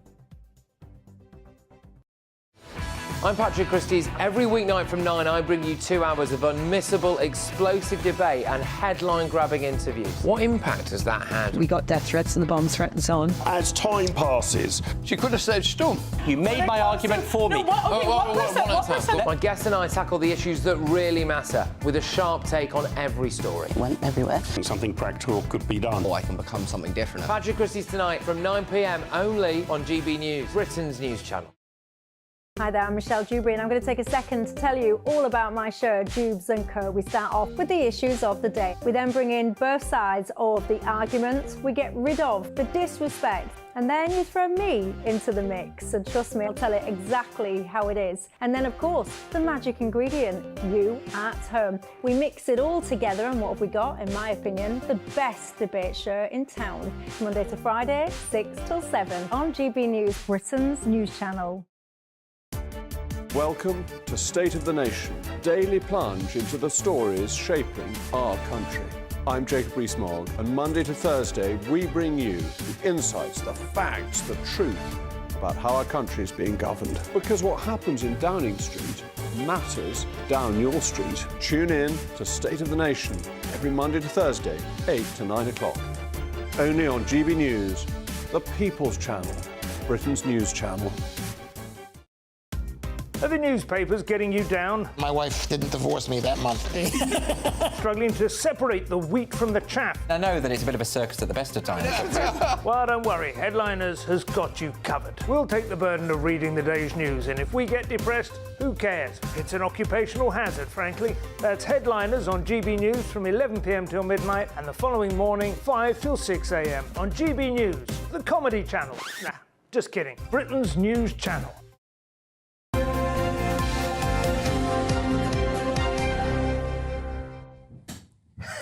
Welcome back. Are you on? Yes. Good. He just like to have his batteries changed. I do have my batteries You're changed. running a bit low. This is nothing to do with anything. This is my batteries, my personal batteries to be changed. You literally just run it. I'm very impressed with that. I mean, that was like the 50-metre sprint. It wasn't bad, was it? You would win gold for that. Do you think the fact that I dipped at the end was overdoing it slightly? What, to the line? Yeah, slightly. I did the You're London. very low in your chair now. Oh, not again. Come on. I did the London Marathon when I was 17, which I always go on about all the time. You know, you've only haven't heard that for a while. You're the youngest ever marathon runner. Correct. But I dipped, although it took me 5 hours, I still remembered the photograph was being taken. So there's a picture of me dipping at the end with 5 hours 15 across the top. It's all about the look. Yeah. Shall I tell you about the breakdancing which is going on today? Oh, yeah, they don't call it breakdancing, do they? Let's call it breaking. Breaking is right. Yeah, breaking. A one-on-one, it's called a battle between the two. This is when it starts. How do you feel about the breakdancing being in... Cringe, sorry. It's nonsense, isn't it? I mean, how is it a battle? It's like a dance battle. It's really embarrassing. Dance off, huh? Yeah. And then they look at each other, oh, what can you do? And I remember when I was a kid, I don't know if you remember that, when you get break dancers and they would break dance, this is in the 80s, so I mean they would break dance in the street, but nobody ever did anything. They would sort of like move backwards and forwards, but nobody ever did anything on the mat where they were supposed to do it. It was always just... Anyway, the judges score on creativity, personality, technique, variety, performativity, which I didn't even know was a word. Performativity. That's not a word. I thought that was a Christmas show, wasn't it, for the kids? And musicality. The women's final is tonight. The Dutch teenager, India, is tipped. And how about the Indian teenager, the Netherlands? That's my one. But anyway, Dutch teenager, India, is tipped. And also we've got... I bet you it's good to watch.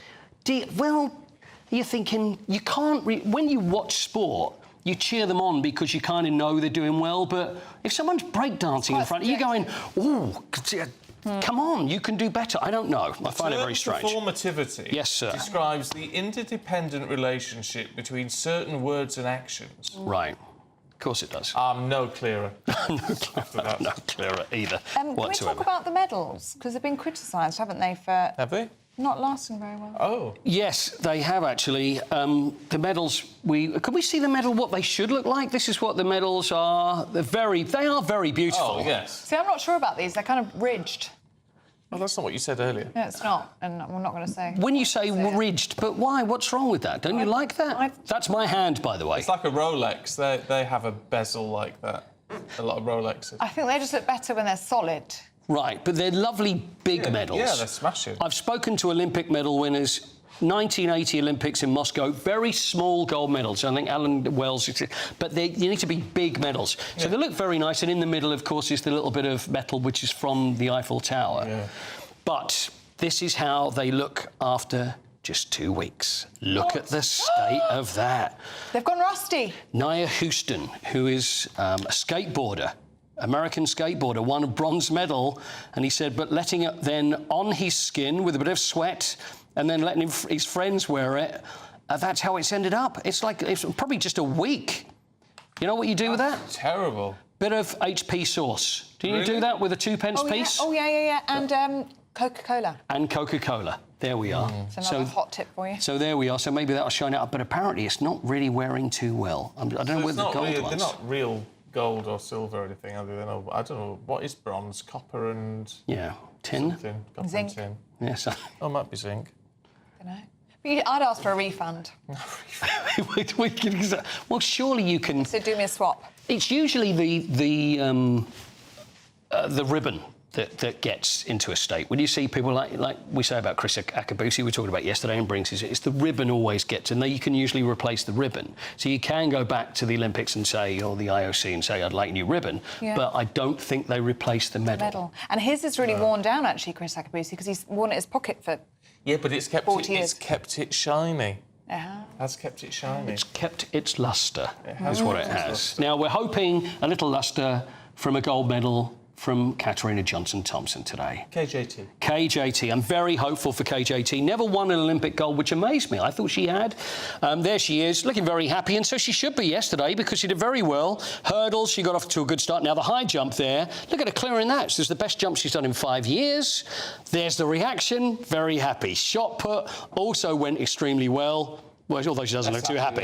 Less happy there. I think that was probably after the 200 metres because... Exhausted. Well, yeah, after the actual heat, it looked great. You'd look at it and think, well, she won, but it's all about points because, as we said, Stephen, what do points make? Prizes. Yes, they do. So points make prizes, which would mean gold medals, which would then go a little bit rusty at the end. But anyway, we're very hopeful. Today, 3 events, 9:05. She's got the long jump, which she's very good at.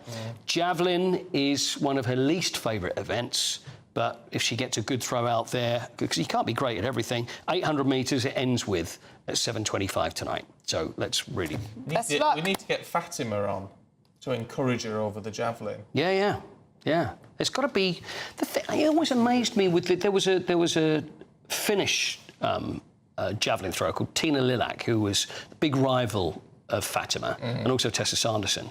Very, very slight. So it's not in the build. You know, we've talked about that with the kite surfing as well. That the build makes a difference. The bigger you are, then the faster you'll go. So really, it's all about technique. Tessa Sanderson, she came to my school. Did she? Secondary school, which was it was remarkable because we never got anyone up there. It's the back end of nowhere. Yeah. And she came up after one of the. It must have been 84. That was the year she won the gold medal in Los Angeles. That must have been. And she came up. There was all this big touring thing. And you're saying it's like this idea that there was a point where these people were like massive stars. They were.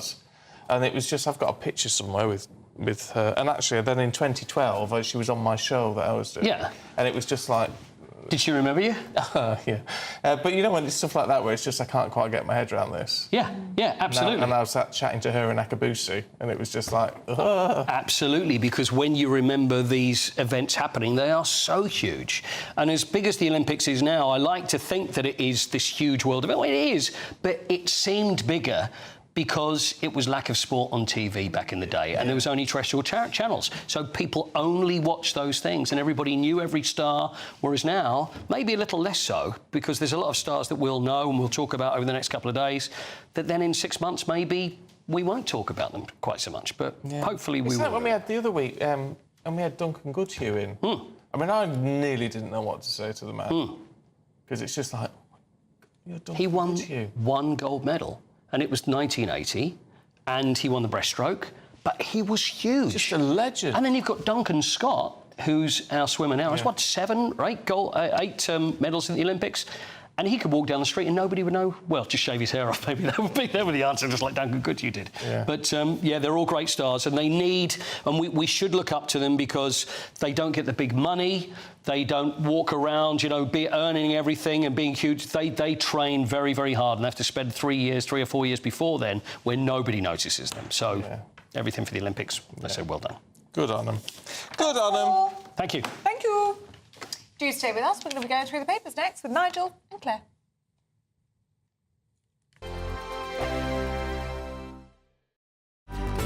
Good afternoon, Britain. Your lunchtime update on the stories that matter across the UK. From breaking news and insightful analysis, inspiring stories and lively debates. Are you comparing yourself to a former Prime Minister? Which is it? Stay informed, stay updated, stay entertained. I just don't know how anyone would not want to be there. Every weekday from midday. We are Good Afternoon Britain, only on GB News. Britain's news channel. Sir Jacob Rees-Mogg's State of the Nation, Monday to Thursday from 8 p.m. Well, I'm joined now by royal biographer and former royal photographer, Ian Lloyd. Ian, hello, Jacob. Thank you good evening. Thank you for joining me. This is going to be great, isn't it? The opportunity to go around and see where the King comes onto the balcony from. Really interesting insight to how Buckingham Palace works. It's exciting. I went yesterday, there was a press preview, and the thing that struck me first of all is that if you're the King and or the late Queen and you're on the balcony, you can't see the Mall. I mean, we all see people coming down from the top, you know, thousands of people crowding in towards Buckingham Palace. They can't see it because of this great monument to Queen Victoria called the Queen Victoria Memorial. Well, they call it the wedding cake, but it blocks the view. So apparently the King has a TV in there. And the late Queen did as well. So what they do is they when they're waiting to come on, they're watching the TV to see how the crowd's getting nearer the palace. And the other thing that struck me is when we were on it looking down, is you can actually see individual faces in the crowd out there because we looked out, you know. So they do get a good view of what's happening directly underneath the palace, you know. So they can see individuals. So if there's a friendly face in the crowd, they can see that person and possibly even wave. But they can't see that enormous mass of people you get at the big events that goes back towards Admiralty Arch. The other thing I learned is there's a great historical link because the person that put the east wing on the palace, because it was originally 3 sides, and Queen Victoria had, of course, 9 children, so they had to build a 4th side for all the nurseries and things. Edward Blord was the architect, but the master builder was Thomas Cubitt. GB News, the People's Channel. Join me, Camilla Tominey, for a frank and honest discussion with those in power that cuts through the spin and gets to the heart of the issues shaping our nation. You haven't confirmed that you want to stand as leader, but you haven't ruled it out either. This report basically says that he's not fit to stand trial. Is he indecisive? Incompetent? I deliver the dose of reality Westminster needs. That's the Camilla Tominey Show at 9:30 every Sunday on GB News, the People's Channel, Britain's news channel.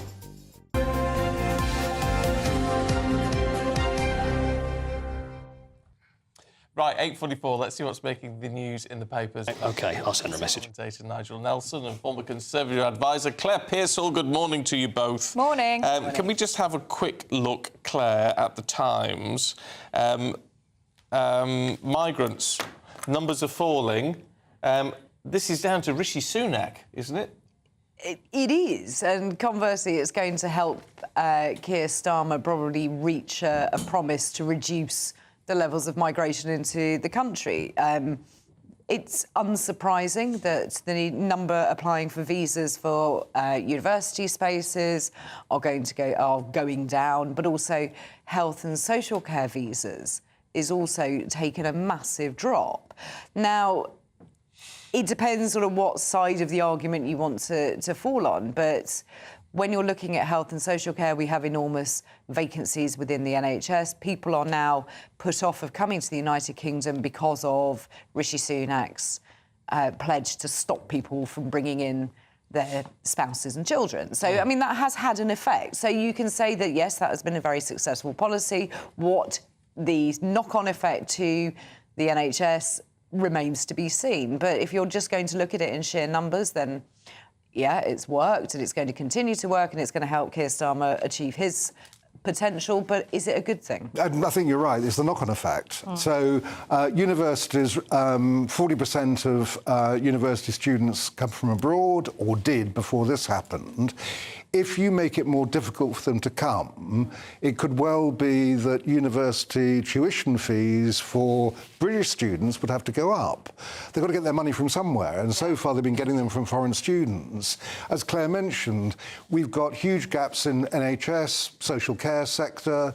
If you're discouraging people from coming, we're going to continue with those gaps. We've still got hundreds of thousands of people coming over, though. It's not like the numbers have stopped. No, but these are visas for specific jobs, and if they're not being filled, I mean, you know, you might have a load of bricklayers coming over, but they can't suddenly turn into nurses. So we need to pick and choose. Yeah, we need to pick and choose the right people. And we need to open up more places on medicine courses, because you know, Wes Streeting talks about homegrown talent, but at the moment there's people on 3A stars. Yeah, well, but Labour are doing that. They've got out 15,000 more training places. But yes, I mean, if there are British workers who can actually fill these jobs, great. That's fantastic. But we still need immigrants to help us.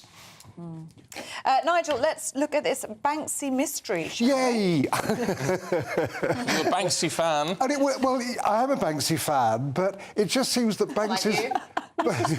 Marriage, Claire. He comes out with things and I suddenly look at him and go, are you? I like Banksy. I do too, Nigel, I'm with you. But on this one, I think he's actually made a bit of a boo-boo. So what he's done is he put a satellite dish up it was featuring a howling lone wolf, which was the stencil that went into the satellite dish. He then bunged it on top of a betting shop. Now, wouldn't you think that is almost an invite for someone to come along and steal it? See, I think it could be PR. Yeah. Even if it's PR, but it's like putting the Mona Lisa on a lamppost, that somebody will come along and nick it on the basis that it's there. Now, if he wanted it nicked, he got his own way, didn't he? I think he probably did, though, Claire. But I love the footage of the fact that you've got two people concealing their identity, just walking off down a high street in Bristol with it under their arm, and one dude with a ladder. Nobody stopped them. Middle of the day, nobody stopped them. Nobody thought, this is a bit strange, they've just taken a satellite dish off the top of a shop. What's going on? But with a wolf on it. Yeah, I do. Yeah. It's publicity for Banksy. It's a bit of self-promotion. And we're talking about him, so he's got his way. Someone did message in earlier on to say, when is Banksy going to get arrested for vandalism? Which is just a fair point. Well, it depends if you call it art, doesn't it? Well, even art on the side of someone's house, is that not vandalism if you didn't ask for it? Well, he was to come round to my house and put something up there. That'd be fine. It would actually increase the price of the property. But then if somebody came and did some graffiti, and there are graffiti artists out there who would argue that what they do is art, you wouldn't have quite the same view, would you? So it's turning into a little bit of a middle-class argument about what is art or not. Yes. Interesting. Oh, Claire, yes, I'm being pointed to this one in the Star. I like the story. So, astronauts they were sent into space for a day, apparently. It was meant to be a day trip. I mean, can you imagine? And it looks like they might be stuck up there till February now. Yes, that's it. They're stuck up there for 8 months because of problems with the craft that is meant to bring them back. Quite serious problems, like fuel leakages and problems with the boosters. So these are quite serious problems. But you sort of think, I would quite like it to be stuck there for 8 months. I think it would be, It'd be very peaceful. Would you not get a bit claustrophobic? No, I don't think I would. I think it'd be fantastic. I think I'd be a bit miffed if you suddenly said, I'm just going to orbit the Earth for a day, and you didn't come back till February.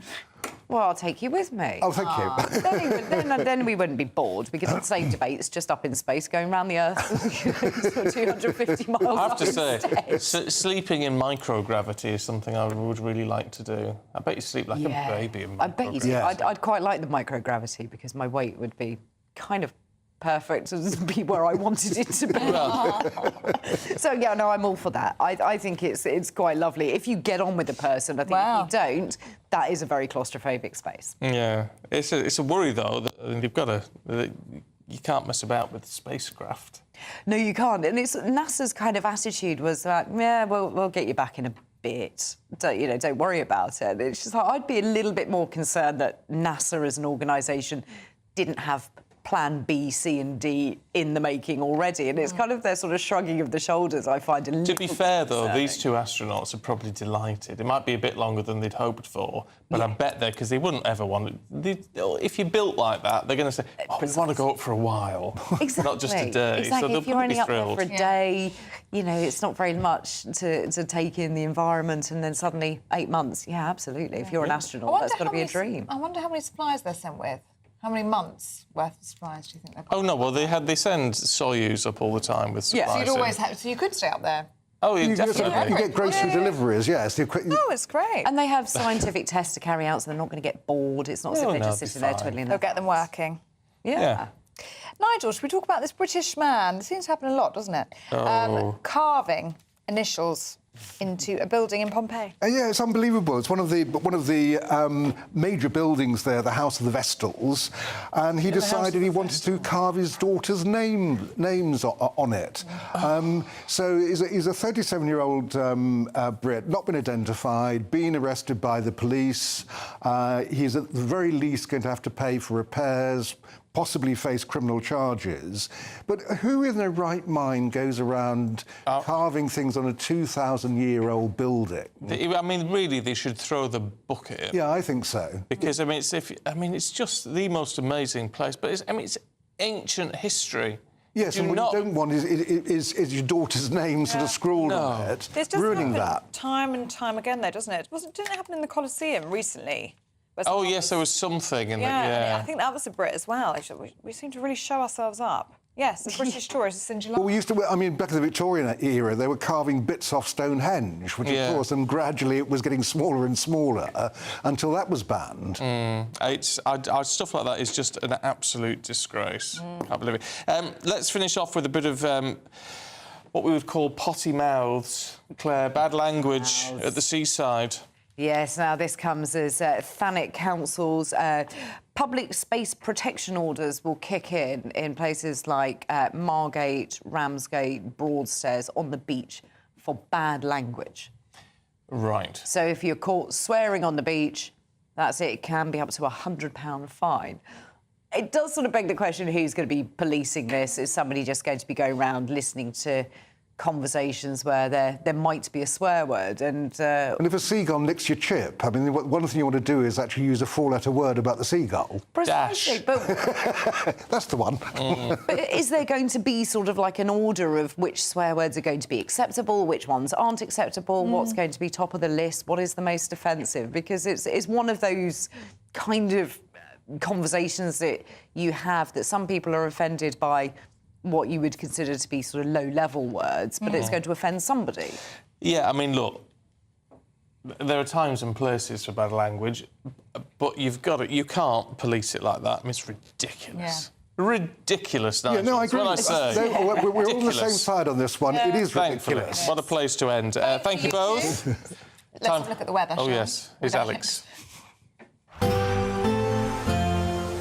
Looks like things are heating up. Boxed boilers, sponsors of weather on GB News. Hello, very good morning to you. Here's your latest GB News weather forecast coming to you from the Met Office. A bit of a grey, muggy start for some of us this morning, but we will see increasing amounts of sunshine as we go through the day. That's because most of the cloud is going to drift away towards the east as we go through the morning, and so then plenty of sunshine following in behind, especially across England and Wales. For Scotland, Northern Ireland and perhaps the far north of England, here there will be some showers around. A bit fresher here as well, temperatures just about peaking in the high teens, low 20s, but highs of around 25 or 26 Celsius towards the southeast. A few showers across northern parts will continue as we go towards this evening, and do watch out for some heavy bursts. The odd rumble of thunder isn't out of the question, and here there will be some blustery winds at times too. Also a few showers across parts of Northern Ireland, maybe northern England as we head through this evening, but further south, like it will be through much of this afternoon, it is going to be a dry, fine end to the day with some late sunshine for many of us as well. Overnight, there will be a bit more cloud starting to push its way in across western parts, so especially across parts of Wales and western England. It is going to turn cloudier and then a bit wetter as well. Further north, some more showers across parts of Scotland. Eastern parts generally clinging on to something a bit drier and a bit clearer too. It is going to be quite warm and humid, especially in the south. Temperatures not dropping a huge amount here. Could be a little bit uncomfortable for sleeping. Tomorrow gets off to a wet start then across western parts. Some heavy rain, especially over the hills over western parts of England and Wales, and then a lot of cloud and a bit of rain at times spilling its way eastwards before clearing away towards the east as we go through the afternoon, with again a decent amount of sunshine following in for many. Some more showery rain across parts of Scotland, and here temperatures once more high teens, low 20s, highs around 26 Celsius towards the southeast of the UK.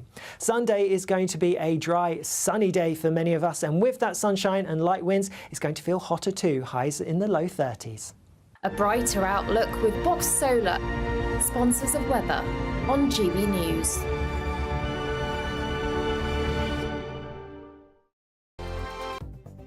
The latest GB News travel. Good morning, I'm Russell Holding. In East Lothian, the A6093 is closed in both directions at Ormiston because of a burst water main. On the M60 in Greater Manchester, there are clockwise queues after traffic was stopped for an investigation between junctions 4 and 5 from the M56 to the Princess Parkway. Thameslink train services are suspended between Luton and Kentish Town, and also between South Croydon and East Grinstead because of a signalling problem. In London, the A407 is closed each way along Warm Lane in Willesden for an investigation. Outside Willesden Green Station, a number of buses are having to divert as a result. Also in London, Baker Street in Marylebone's blocked where they're dealing with a fire between York Street and Paddington Street. And on the M26 in Kent, there are westbound delays approaching the M25 because of roadworks. And that's the latest. You can stay up to date throughout the day by visiting our website, gbnews.com. Don't miss out on your chance to win a whopping £30,000 in tax-free cash to spend however you like. It's extra cash that could really make a difference to your coming year. You could find yourself on that holiday you've always wanted to take, buy that treat that always seemed out of reach, or just send some of those day-to-day financial stresses packing. £30,000 could be yours. For another chance to win £30,000 in tax-free cash, text CASH to 63232. Text costs £2 plus one standard network rate message. You can enter online at gbnews.com/win. Entries cost £2. Or post your name and number to GB07, PO Box 8690, Derby DE1 9TT. UK only. Entrance must be 18 or over. Lines close at 5 p.m. on the 30th of August. Please check the closing time if listening or watching on demand. Good luck. I'm Christopher Hope. From pop stars to politicians, I'll interview anybody in a pub who's got a political opinion. Join me every Friday on Spotify, Apple Podcasts, YouTube or gbnews.com, or wherever you get your podcasts. This is GB News, the People's Channel. If you want your news to be straight talking, this is a nightmare for the Conservatives again. Down to earth. It's not just Nottingham where this is happening, is it? And most importantly, honest. Hard-working, middle-class taxpayers, they'll get their book thrown at them. Then catch me, Martin Daubney, Monday to Friday, 3 till 6 p.m. on GB News, Britain's news channel. Every Saturday, 10 till 12, we'll bring you all of the news that you need to know. We'll also remind you that there is so much to smile about. It's my favourite time of the week. I get to relax, enjoy some light-hearted stories, and let Ellie teach me about fashion too. That's Saturday Morning Live, every Saturday, 10 till 12. Only on GB News, Britain's news channel.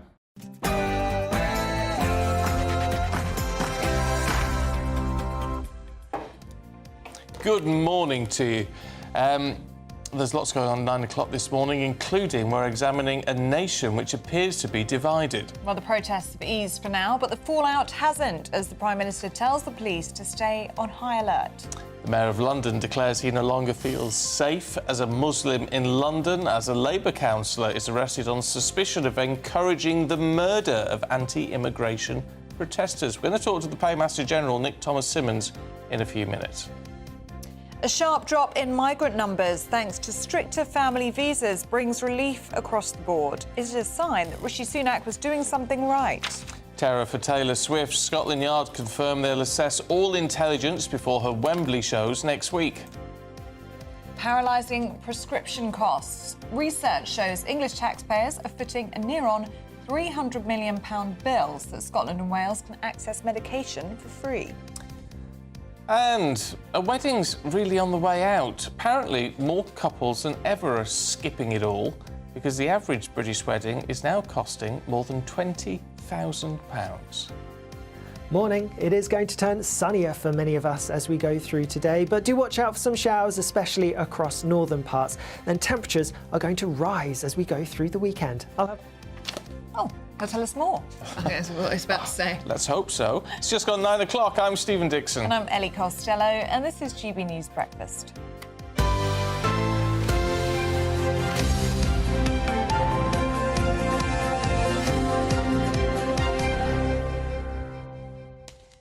Morning. Got to say morning to Julie this morning. Yes, you do, yes. Julie is, she's the mother of our head director. We gave him that title just to make him feel better. He just wanders in. And so gives us spreados. So other chocolates available. Yeah, so we call him our head director. But Julie, she said, no one would want to meet me. Yes, we do want to meet you, Julie, because we're all part of the GB News family. I love it when people come and say hello. I know, it's lovely, isn't it? It is really nice. And we get it lots and lots. It's really nice. I was having breakfast on Sunday. Where was I? Staines. Because I'd been at a wedding, hadn't I, on Saturday. Oh, yeah, how lovely. And then somebody came up to me, if you're watching, good morning, and said, we love watching you and Stephen in the morning. And it was so lovely. And I was very hungover and I can only apologise for that. She was hanging. But it was lovely. And it's always nice, isn't it? It is always nice. I always get stopped in I'm always in the supermarket. It's always in the supermarket. Yeah, it's nice, though. But, no, it's lovely. So if you ever see it, just come and say hello. It's nice. Right, the Prime Minister has told the police to stay on high alert as he held another Cobra meeting last night. Well, that's as the nation recovers from a week of riots that's seen 150 people charged in relation to the unrest. Well, meanwhile, a Labour councillor has been arrested for allegedly saying that anti-immigration protesters should have their throats cut. Now, I've also heard from Sadiq Khan, the London mayor, who says he no longer feels safe as a Muslim in the capital. Let's talk to our political editor, Christopher Hope, who joins us now. Chris, good to see you. Look, on this Sadiq Khan business, it all seems a little bit odd. He may be raising some points, but, I mean, this is the capital of which he is in charge of security. Yeah, morning, Ellie. Morning, Stephen, here from Downing Street. Well, that's right. He's in charge of the biggest police force in the country, and he was saying yesterday how he felt triggered by what he described these riots, and he was blaming them on the far right.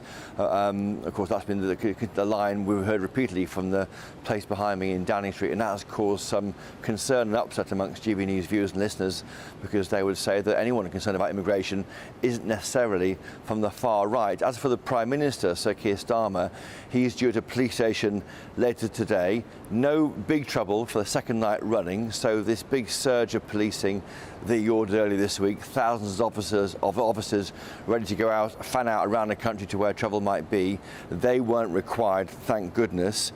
Cobra met last night. That's a meeting in the Cabinet Office briefing room. It's called Cobra. They met last night, and at that meeting the PM thanked the police and the wider criminal justice system, but he did say there's a need to remain on high alert going into this weekend. He said there was no doubt he felt the levels of policing had been in the right place, had worked, as well as the swift justice we've seen meted out with, we have rioters arrested, charged and imprisoned within a week. That never normally happens. So that is clearly, the government clearly feels that attempt to get people banged up rapidly, and particularly if they plead guilty, that's possible. That's why they think that's a strong message out there to those who may be considering getting involved in the trouble. There's also some reports today, which is other policies now interacting with what the government's doing to quell the riots. There's an early release scheme starting next month. Thousands of prisoners could be released after serving just 40% of their term, and there's now reports in the Telegraph today that could impact on rioters' jails, so we'll see how that one plays out. But as things stand, the stuff that the PM knows what to do really well, he was the DPP, he ran the Crown Prosecution Service, that has appear to have worked in terms of quelling the riots and the problems we've seen in the past 9 days since those killings in Southport last week. The political challenge, though, hasn't really yet been addressed. How do you go to the underlying causes of why people are so upset? Not just the rioters, but many people concerned about immigration. Why are asylum seekers being housed in hotels? Why is that right? And those challenges, I think, are yet to be addressed by this government, but they might be soon. OK, Chris, thanks very much indeed. Well, let's speak to Paymaster General Nick Thomas-Simons, who joins us now. Good to see you this morning. Let's start with Ricky Jones, shall we? The suspended Labour councillor. He has been arrested. I know we're limited about what we can say, but for allegedly talking about the rioters, saying that they are disgusting, nothing fascists. We need to cut all of their throats and get rid of them all. What do you have to say about that behaviour and that language from a Labour councillor? Well, look, firstly, it's very good to join you this morning, as always. In relation to that individual, he was immediately suspended from the Labour Party.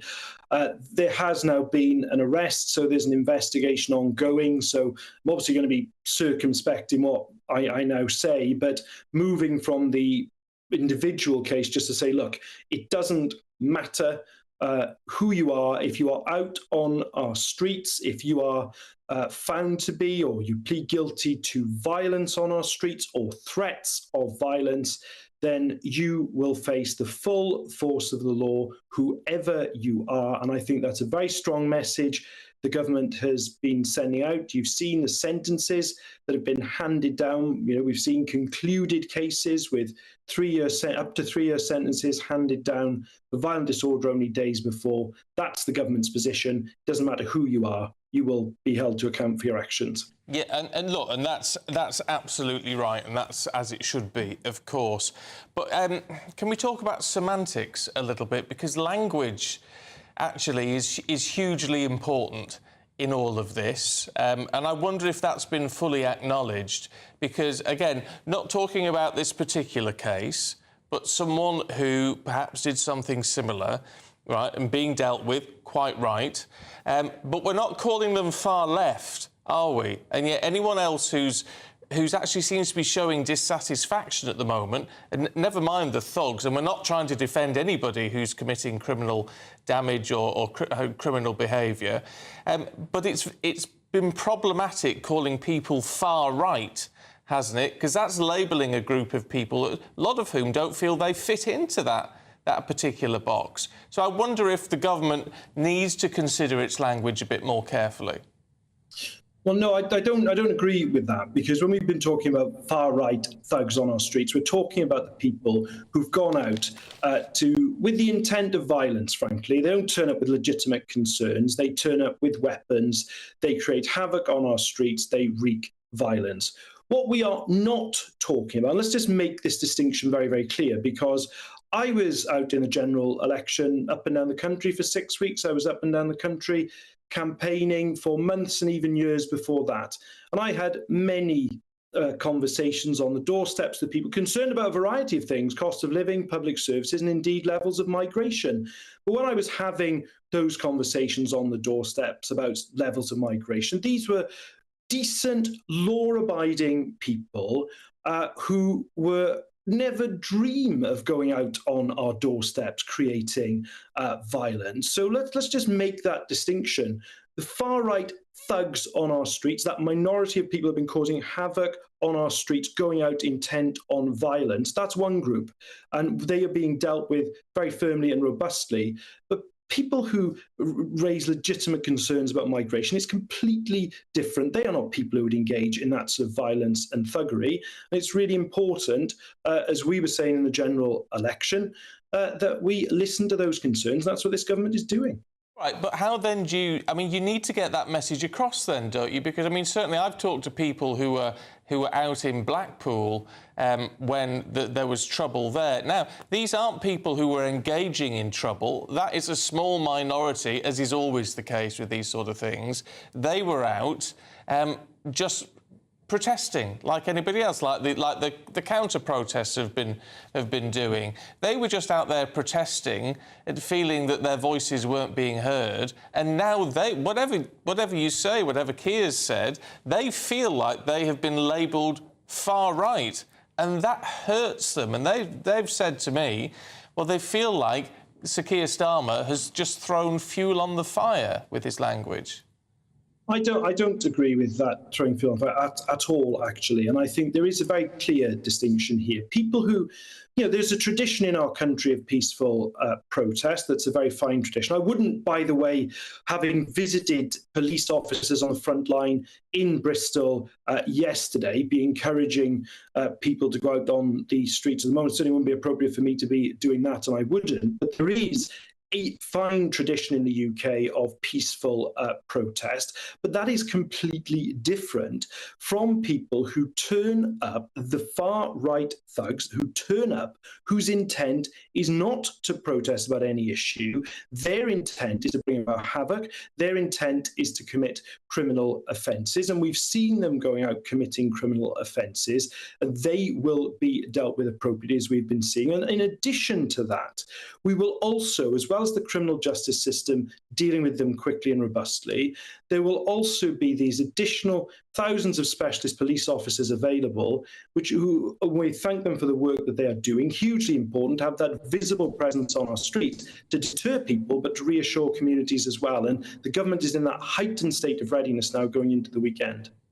Well, let's talk about the weekend, shall we? Because reports on some of the papers this morning that the police are examining links between what they're describing as far-right extremists and football hooligans. They're concerned about more violent flare-ups over the weekend. Are you expecting further disorder, and what is the government doing to prepare for that? Well, the government is vigilant going into the weekend. I think that it's really important that there is now no let-up in the strategy we've been using to send out a very clear message. We will not tolerate a breakdown of law and order on any of our streets anywhere. Going into the weekend, I'd expect the sentences and the cases being dealt with in our criminal justice system to continue day by day, and we'll ensure that there are contingency plans to make sure that that is the case in terms of, for example, the number of Crown prosecutors making charging decisions and how quickly courts have capacity to then deal with people. But secondly, and I was pleased to be able to say thank you to police officers in Avon and Somerset yesterday who'd been out policing disorder, and to thank them for putting themselves in harm's way. We are again looking to our frontline police on the weekend. Indeed, these additional officers will continue to be available, thousands of officers able to be deployed up and down the country. We're very much keeping them on high alert going into the weekend, doing everything we can to keep people safe. Nick Thomas-Symonds, really appreciate you coming on. It's very good to have a government voice on the show. Thank you very much indeed. Now, imagine having £30,000 extra in your bank to play with this year. Ah, yes, well, it could be yours. Ah, yes, it sounded like yes. Someone from a very old radio show. It could be yours in our latest Great British giveaway. It's our biggest cash prize so far this summer, and if you want it to be you, and get my teeth in, here's how. Don't miss out on your chance to win a whopping £30,000 in tax-free cash to spend however you like.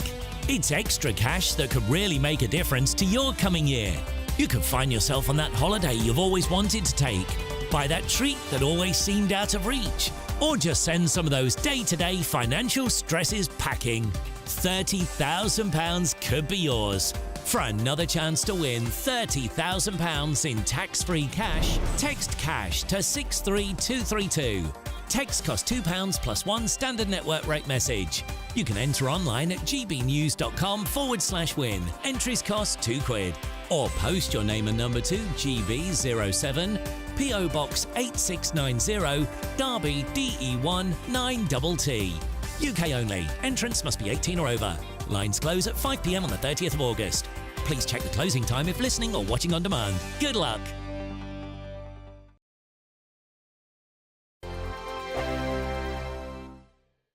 We're proud to be GB News, the People's Channel. And as you know, we always love to hear your views. Now, there's a new way of getting in touch with us at gbnews.com/your say. By commenting, you can be part of a live conversation and join our GB News community. You can even talk to me, Bev Turner, or any of the members of the GB News family.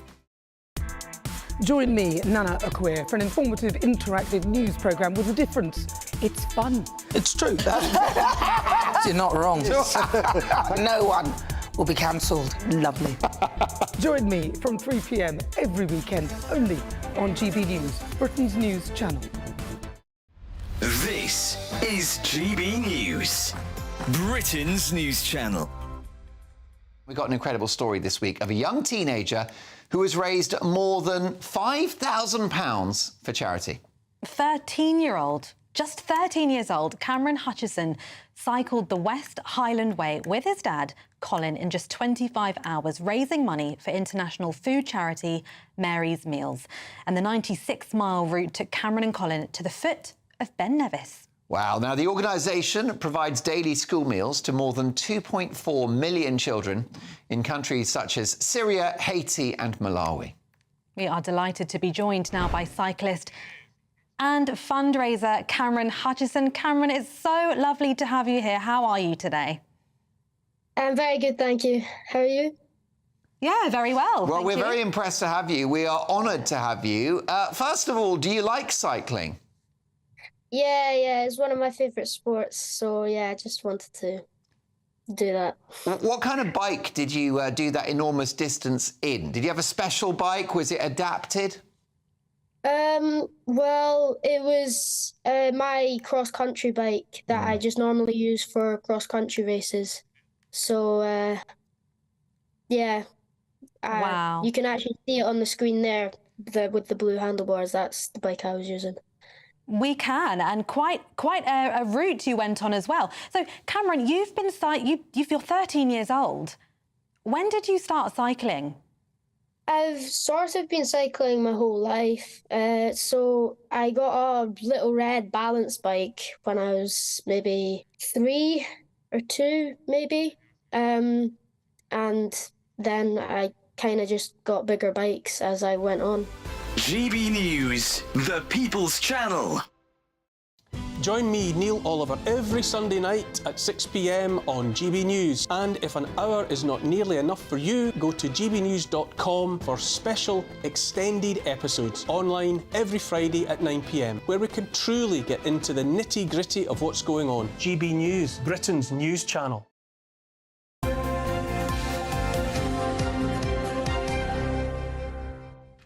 Britain's newsroom coming up at 9:30 this morning. Brace yourselves. Ben, Leo and Nana Akwe are here to tell us all about it. Morning, you two. Good morning. I just clocked the picture of the non-binary athlete from the Olympics. That's a hairy man in Union Jack. Oh, they could be it's a different story. Well. They could be. No, the Telegraph. The Telegraph. The American who was twerking. Was it this shot put? Oh, shot putter. Yep. Yeah. Non-binary. It was making us giggle.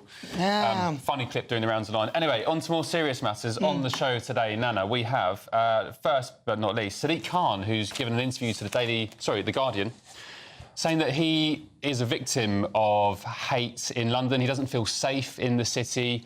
He felt triggered by the rioting this week. I struggle with people who say they're triggered. Well, it's interesting, though, because there was and there still is, this whole pro-Palestine movement where Jewish people couldn't go out on the streets as well, and he didn't, in my view, appear to address it. So it's interesting now that he's feeling what the Jewish people are feeling. Indeed, and the rest of Londoners. How many terror attacks have we had in London under Sadiq Khan's watch, who once infamously said it's part and parcel of being in a big city? Nobody else has the big protection team that he does as well. So exactly. for the normal person, that's quite... No, but he's talking about his children and things as well, isn't he? Well, everyone else does the same about their kids for years and years and years. They don't get to roll around with a bodyguard contingent of 10 people. Cavalcade of cars. So, anyway, good talking point. Should he be the victim? Has he got a point there? And Sir Keir Starmer also. Well, yes, and Sir Keir Starmer evading a pool question, where he was asked how he's going to tackle immigration and actually look at the underlying cause of the riots, but he didn't actually answer the question. He evaded it as well.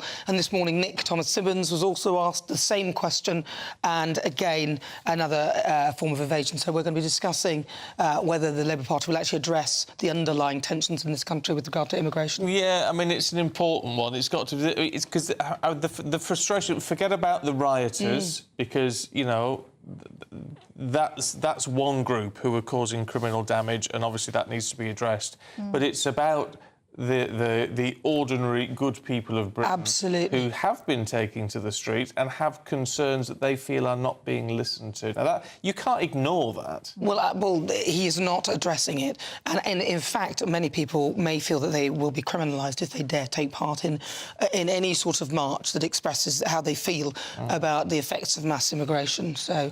yes, we'll be talking about that as well. And Andrew Pearce, of course, the man who normally hosts this show Monday to Thursday, he's in Edinburgh at the Fringe Festival. Is he? What's he doing there? He's doing his show with Kevin Maguire.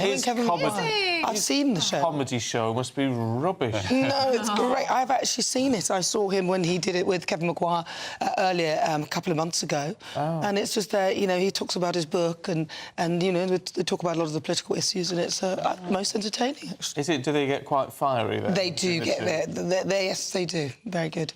Do anything to pull in a bit of money, won't he? Got time for one more quickly? Yeah, you got loads of time. Loads of time. Should couples be given a 5k tax break by the government to have kids? No. The birth rate is so Well, you're low. going to agree with that. I want a third, but my wife won't. Ben wants more babies. What do you think, Ellie? I don't know, now you put me on the spot there. 5k to have a nipper? Yeah, I think so. I think you'll find that that's not enough. It's nowhere near. You don't think that's enough? It doesn't cover anything at all. No, but I mean, that's a disgrace, actually. Why? Isn't it? We're cutting winter fuel allowance for pensioners, but we'd give people money to have children. I already fork out, as do you, Nana, huge amounts of money for, you know, for education and nurseries and all this money that you fork out for other people's children. And if they want them, that's fine. IVF on the NHS, the whole shebang. I don't think that should be on and you just think, well, that's right, fine. I, you know, don't mind contributing into society, but to give them even more money just so they can have. But Stephen, the population is diminishing. But the global population is going through the roof. But it should be a good thing. The population is coming down because, obviously, with climate change, the climate activists should be happy that there are fewer people. But we need people. Totally anti-human agenda. The birth rate's plummeting all over the world. If Japan carries on as they are, though, we know Japanese people within a generation. So we need to pay people to breed. Well, we had a view on earlier saying you can't afford to have a family in this day and age. You can't have a family, you can't buy a house, and you can't afford to get married. It's pretty true. Well, my position used to be, if you can't afford it, don't have kids. But I've kind of I've woken up to the fact that humanity... You've gone woke. He's basically had kids. You need kids. I want a third kid, but she won't do it. I want 5, but I've had my menopause. How many have you got? I've got 2. 2 of them. And actually, to be honest with you, that is enough. Yeah. I can't have any more anyway. No. I feel slightly joyous about that pressure is off. I don't need to say, I don't want to pay for other people to have children. If you want them, great, lovely, congratulations, very happy for you. But I ain't paying for it. No. Let's know what you think. I've got enough to pay for. It's certainly a good discussion, isn't it? Will you buy, if I have a third, will you buy us some nappies or something? No. No, don't ask him for anything. What about a birthing gift? You don't need that, you're rich. I've never even met your wife. If I met her and liked her, maybe. Yeah. I'm still trying to convince him to invest in me and my wedding. It's going very well so far. No, it's not, no. We'll work on you. Anyway, that's it from us today. Thank you, you two. That's all coming up at 9:30. Lots to get our teeth into. My money. I haven't got enough. Got so many expenses you wouldn't believe. Oh, I know. You're back with Anne tomorrow, aren't you? Yes, I am. You and I? COVID permitting. Is it you and I tomorrow? No, unfortunately. I'm covering Mark Dolan for all of August, Friday, Saturday, Sunday. I don't know who I'm with tomorrow. Oh, Mark Dolan's off for a month, is he? He's gone on a month-long spree somewhere. I used to do that. I used to do that. Oh, that must be nice. I'm going to complain. Right, so I'm on at 10 tomorrow morning. I don't know who with yet. Me. You need to find out. See ya.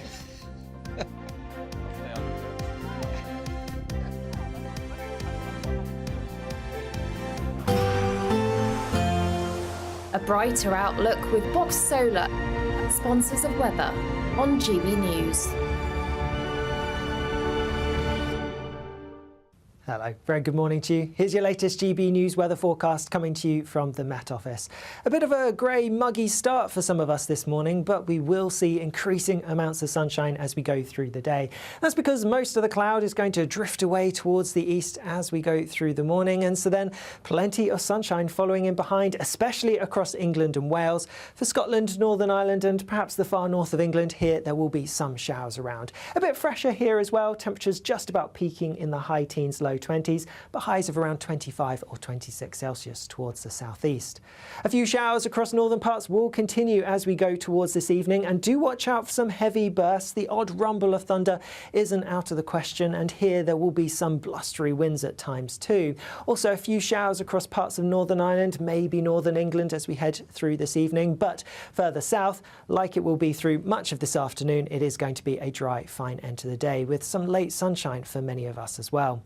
Overnight, there will be a bit more cloud starting to push its way in across western parts, so especially across parts of Wales and western England. It is going to turn cloudier and then a bit wetter as well. Further north, some more showers across parts of Scotland. Eastern parts generally clinging on to something a bit drier and a bit clearer too. It is going to be quite warm and humid, especially in the south. Temperatures not dropping a huge amount here. Could be a little bit uncomfortable for sleeping. Tomorrow gets off to a wet start then across western parts. Some heavy rain, especially over the hills over western parts of England and Wales, and then a lot of cloud and a bit of rain at times spilling its way eastwards before clearing away towards the east as we go through the afternoon, with again a decent amount of sunshine following in for many. Some more showery rain across parts of Scotland, and here temperatures once more high teens, low 20s, highs around 26 Celsius towards the southeast of the UK. Sunday is going to be a dry, sunny day for many of us, and with that sunshine and light winds, it's going to feel hotter too, highs in the low 30s. That warm feeling inside from Boxed Boilers, sponsors of weather on GB News.